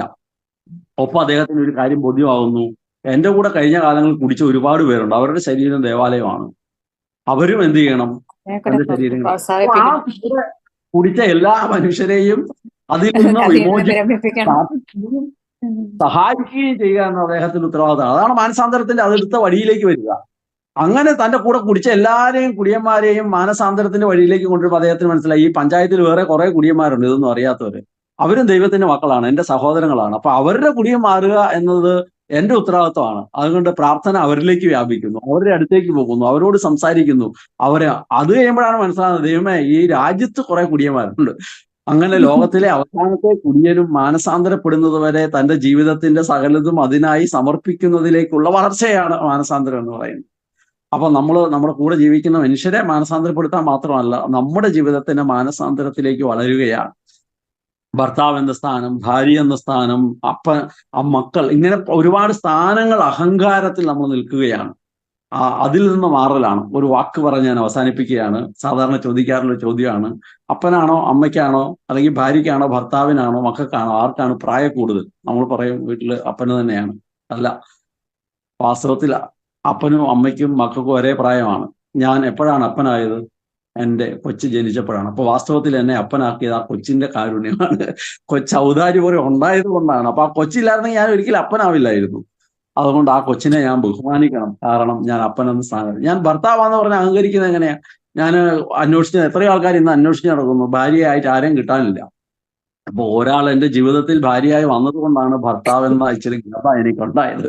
അതുകൊണ്ട് ആ ഭാര്യ എന്ന സ്ഥാനത്ത് വന്ന ആളുടെ വലിയ ഒരു സാന്നിധ്യമാണ് ഭർത്താവാക്കിയത്. ഈ തിരിച്ചറിവ് നമ്മളെ വളരെയധികം എളിമപ്പെടാൻ, വിനയാനുഭവരാകാൻ, നമ്മുടെ വിശ്വാസത്തിൽ ആഴത്തിൽ വളരാൻ, മാനസാന്തരത്തിൽ വളരാൻ സഹായിക്കും. അപ്പൊ ഈ ആഴ്ച നമുക്ക് കൂടുതൽ വളരാൻ ഇടയാകട്ടെ. അപ്പൊ ഒരിക്കൽ കൂടി എല്ലാവർക്കും നിങ്ങളുടെ ജീവിതത്തിൽ നിങ്ങൾ സ്വരുക്കൂട്ടിയത് എല്ലാം കൈവിട്ട് കളയാൻ, സക്കേവൂസിനെ പോലെ കൈവിട്ട് കളയാൻ, കഴിഞ്ഞ കുറെ നാളുകളായി ഉപയോഗിക്കാതെ വെച്ച വസ്തുവകകൾ വളരെ നിർദാക്ഷിണ്യം വിട്ടുകൊടുക്കാൻ ഈ ആഴ്ച നിങ്ങളെ സഹായിക്കട്ടെ, പരമദരിദ്രരായി മാറാൻ ഇടയാകട്ടെ എന്ന് പ്രാർത്ഥിക്കുന്നു, ആശംസിക്കുന്നു. Thank you. ഒരു നല്ലൊരു വിട്ടുകൊടുക്കലിന് വേണ്ടി ഒരു വെളിപ്പെടുത്തങ്ങളെല്ലാം വിട്ടുകൊടുത്ത്, പൂർണ്ണമായും വിട്ടുകൊടുത്ത് ജീവിക്കാൻ നമുക്ക് പറഞ്ഞു തന്ന ഷിജുവിന് വളരെ നന്ദി. എല്ലാരും വീട് empty ആക്കട്ടെ. നമ്മുടെ ഷൂട്ട് ക്ലാസ്സിലേക്ക് നാട്ടിലെ ക്ലാസ്സിനും ഇവിടുത്തെ ക്ലാസ്സിനും ഒക്കെ എല്ലാരെയും വിളിച്ച് സഹകരിപ്പിക്കാനായിട്ട് ശ്രമിക്കണം. പിന്നെ നമ്മുടെ ഡെയിലി വചന വിചിന്തന വിസ്മയം ഉണ്ടല്ലോ, അതിനകത്ത് കൂടുതൽ പാർട്ടിസിപ്പേഷൻ നമ്മൾ ചെയ്യുകയാണെങ്കിൽ നല്ലതായിരിക്കും. വചനം പഠിക്കുന്നതിനും മനസ്സിലാക്കുന്നതിനും ഇന്റർപ്രറ്റ് ചെയ്യുന്നതിനും ഒക്കെ ഒത്തിരി സഹായിക്കും. അത് കുറച്ച് ഡീറ്റെയിൽ ആയിട്ട് നമുക്ക് കുറഞ്ഞ സമയത്തിൽ ഒരു 2-3 മിനിറ്റ് മാക്സിമം, 2 മിനിറ്റ് ചെയ്യുമെങ്കിൽ ഏറ്റവും നല്ലത്. കുറച്ച് ഇങ്ങനെ കൺസൈസ് ചെയ്ത് പറയുകയാണെങ്കിൽ നല്ലതായിരിക്കും. പിന്നെ നമ്മുടെ 4 അവർ കിഡ്സ് പ്രോഗ്രാമിലേക്ക് ആരെങ്കിലും സഹായം ചെയ്യാനായിട്ട് ആഗ്രഹിക്കുകയോ ചെയ്യണമെന്ന് വിചാരിക്കുകയോ ചെയ്യുന്നുണ്ടെങ്കിൽ ജസ്ന ചേച്ചിയോ ആവിനെയോ അറിയിച്ചാൽ അതിനുള്ള ഇടപാടുകളൊക്കെ ചെയ്ത് നടത്തി തരും. പിന്നെ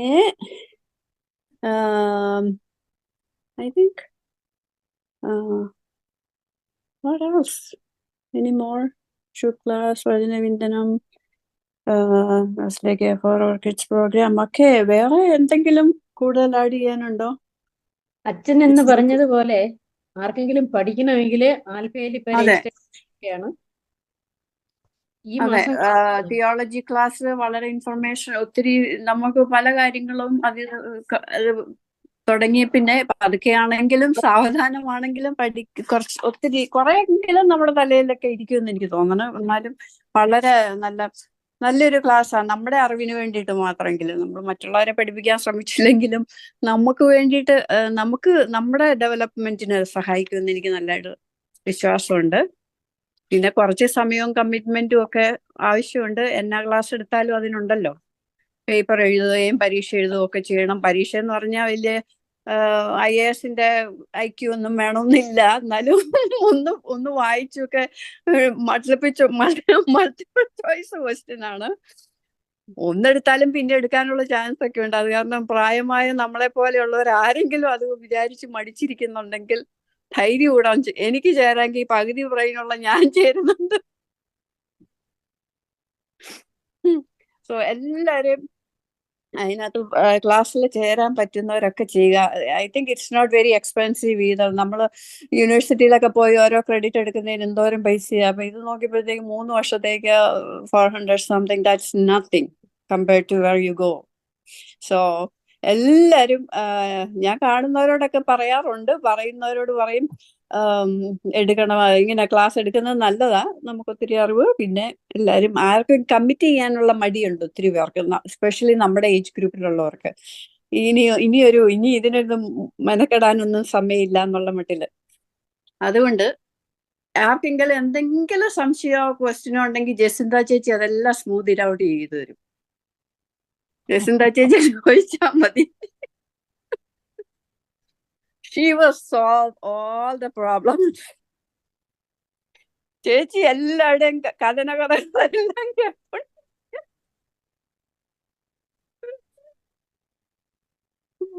എനിവേ ഓക്കെ, അത്രയൊക്കെ ഉള്ളു ഇന്ന്. നല്ല ക്ലാസ് ഒക്കെ എല്ലാം ഞാൻ മോളുടെ അവിടെ ആയതുകൊണ്ടാണ് ഞാൻ സ്പീക്കർ ഓഫ് ആക്കി വെച്ചിരുന്നത്.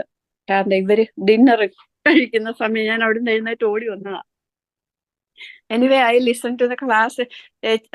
വേറെ ഒന്നും ഇല്ല കേട്ടോ, അത്രയേ ഉള്ളൂ ഇന്നത്തെ അനൗൺസ്മെന്റ്. നമുക്ക് okay Shajikutty, everything okay? Thank you Jama. പിന്നെ നമുക്ക് 7 o'clock-ന് അല്ല സെൻട്രൽ ടൈം 7 PM എന്നും പ്രയർ ഉണ്ട്, ഫാമിലി പ്രയർ ഉണ്ട്. അതിനെല്ലാവരും ജോയിൻ ചെയ്യുക. ഷൈനി, താങ്ക്സ്. എല്ലാത്തിനും നന്ദി, എല്ലാവർക്കും നന്ദി. ഷാജിക്കുട്ടിയെ വെച്ച് തുടങ്ങട്ടെ. ഷാജിക്കുട്ടി മോഡറേറ്ററായി, അതിന് ഒത്തിരി നന്ദി. ദൈവം അനുഗ്രഹിക്കട്ടെ. ദൈവം തരുന്ന കഴിവുകളെ നമ്മൾ എല്ലാവരും ഉപയോഗിക്കുന്നതിനെ ഓർത്ത് വളരെ സന്തോഷം ഉണ്ട്. വീണ്ടും ഞാൻ എന്തോന്ന് അങ്ങാണ്ട് പ്രസ് ചെയ്തു. ഓക്കെ, പിന്നെ ഓൾവിൻ ഉണ്ടോ അതോ പോയോ? പ്രൈസ് ആൻഡ് വർഷിപ്പ് ചെയ്തു. എനിക്ക് ഇച്ചിരി ലേറ്റ് ആയിട്ടേ കയറാൻ പറ്റുള്ളൂ, അതുകൊണ്ട് ഞാൻ 1-2 കാര്യങ്ങളും മിസ് ചെയ്തു. പക്ഷെ ക്ലാസ്സുകൾ വളരെ നന്നായിരുന്നു. അച്ഛന്റെ ക്ലാസ്സും മോണോത്തിയസവും അബ്സല്യൂട്ട് മോണോത്തിയസവും ഒക്കെ ആയിട്ട് പറഞ്ഞത് വെച്ചിട്ട് അത് വളരെ നന്നായിരുന്നു. എനിക്ക് ഒത്തിരി കണക്ട് ചെയ്യാനും പറ്റി.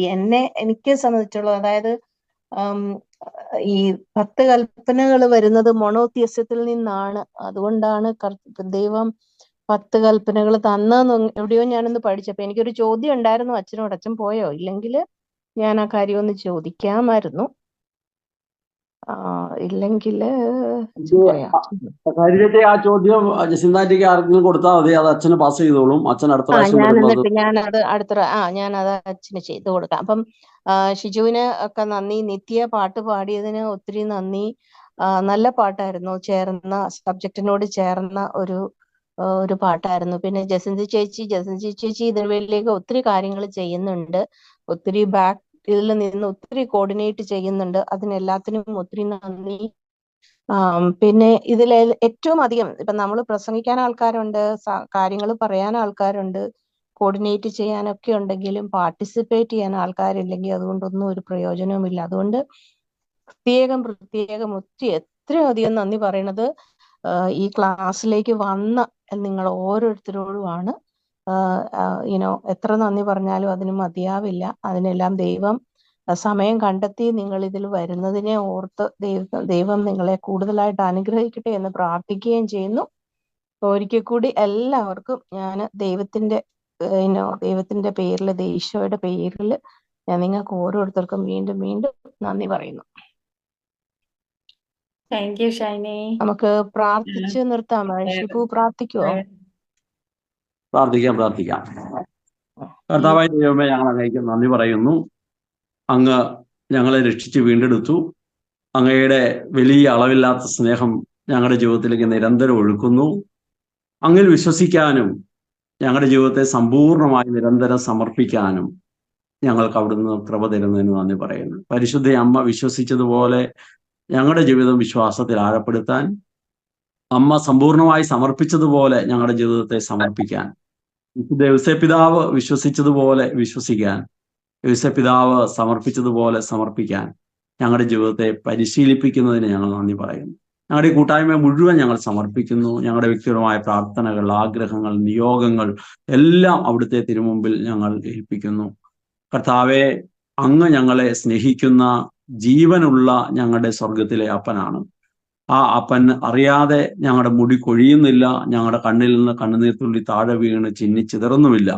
കർത്താവെ, അതുകൊണ്ട് ഞങ്ങളെ നന്നായി അറിയുന്ന, നന്നായി മനസ്സിലാക്കുന്ന, നല്ലതുപോലെ സ്നേഹിക്കുന്ന അങ്ങയുടെ കരങ്ങളിൽ ഞങ്ങളെ തന്നെ വളരെ ബോധപൂർവ്വം ഏൽപ്പിച്ചുകൊണ്ട് ഞങ്ങൾ നന്ദി പറയുന്നു. ഈ ഒരാഴ്ച മുഴുവൻ പ്രത്യേകമായി വിശ്വാസ മാനസാന്തര പ്രത്യുത്തരത്തിൽ ആഴപ്പെടാൻ, കുറച്ചും കൂടെ ഞങ്ങളുടെ ജീവിതത്തെ വിട്ടുകൊടുക്കാൻ ഞങ്ങളെ സഹായിക്കാൻ പരിശുദ്ധാത്മാവെ ഞങ്ങളുടെ ജീവിതത്തിൽ ഇടപെടണമേ. പരിശുദ്ധ അമ്മയുടെയും വിശുദ്ധ ഔസേപ്പിതാവിൻ്റെയും മറ്റെല്ലാ വിശുദ്ധരുടെയും വലിയ മാധ്യസ്ഥവും സാന്നിധ്യവും പ്രാർത്ഥനയും ഞങ്ങൾ തേടുന്നു. നമ്മുടെ കൊച്ചു പ്രാർത്ഥന ഒരിക്കൽ കൂടി നമുക്ക് പ്രാർത്ഥിക്കാം.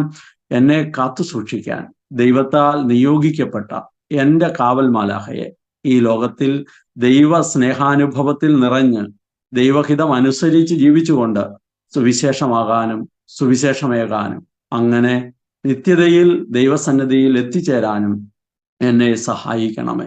നന്മ ചെയ്യാൻ ശക്തി പകരുന്ന തിരുക്കുടുംബമേ, ഞങ്ങളിൽ നന്മ വളരാൻ കൃപയേകണമേ. വാഗ്ദാന പേടകവും ദൈവപുത്രന്റെ അമ്മയും നിത്യ കന്യകയും ത്രിലോക രാജ്ഞിയുമായ പരിശുദ്ധ അമ്മയെ ഞങ്ങൾക്ക് വേണ്ടി പ്രാർത്ഥിക്കുന്നതിൽ നിന്ന് വിരമിക്കരുത്.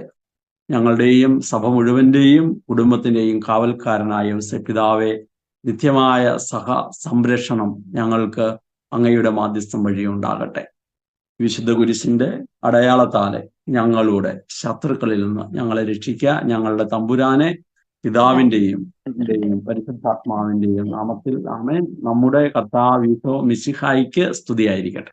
എപ്പോഴും സ്തുതിയായിരിക്കട്ടെ. Thank you Shiju. Thank you. ഇനി അത്യാവശ്യം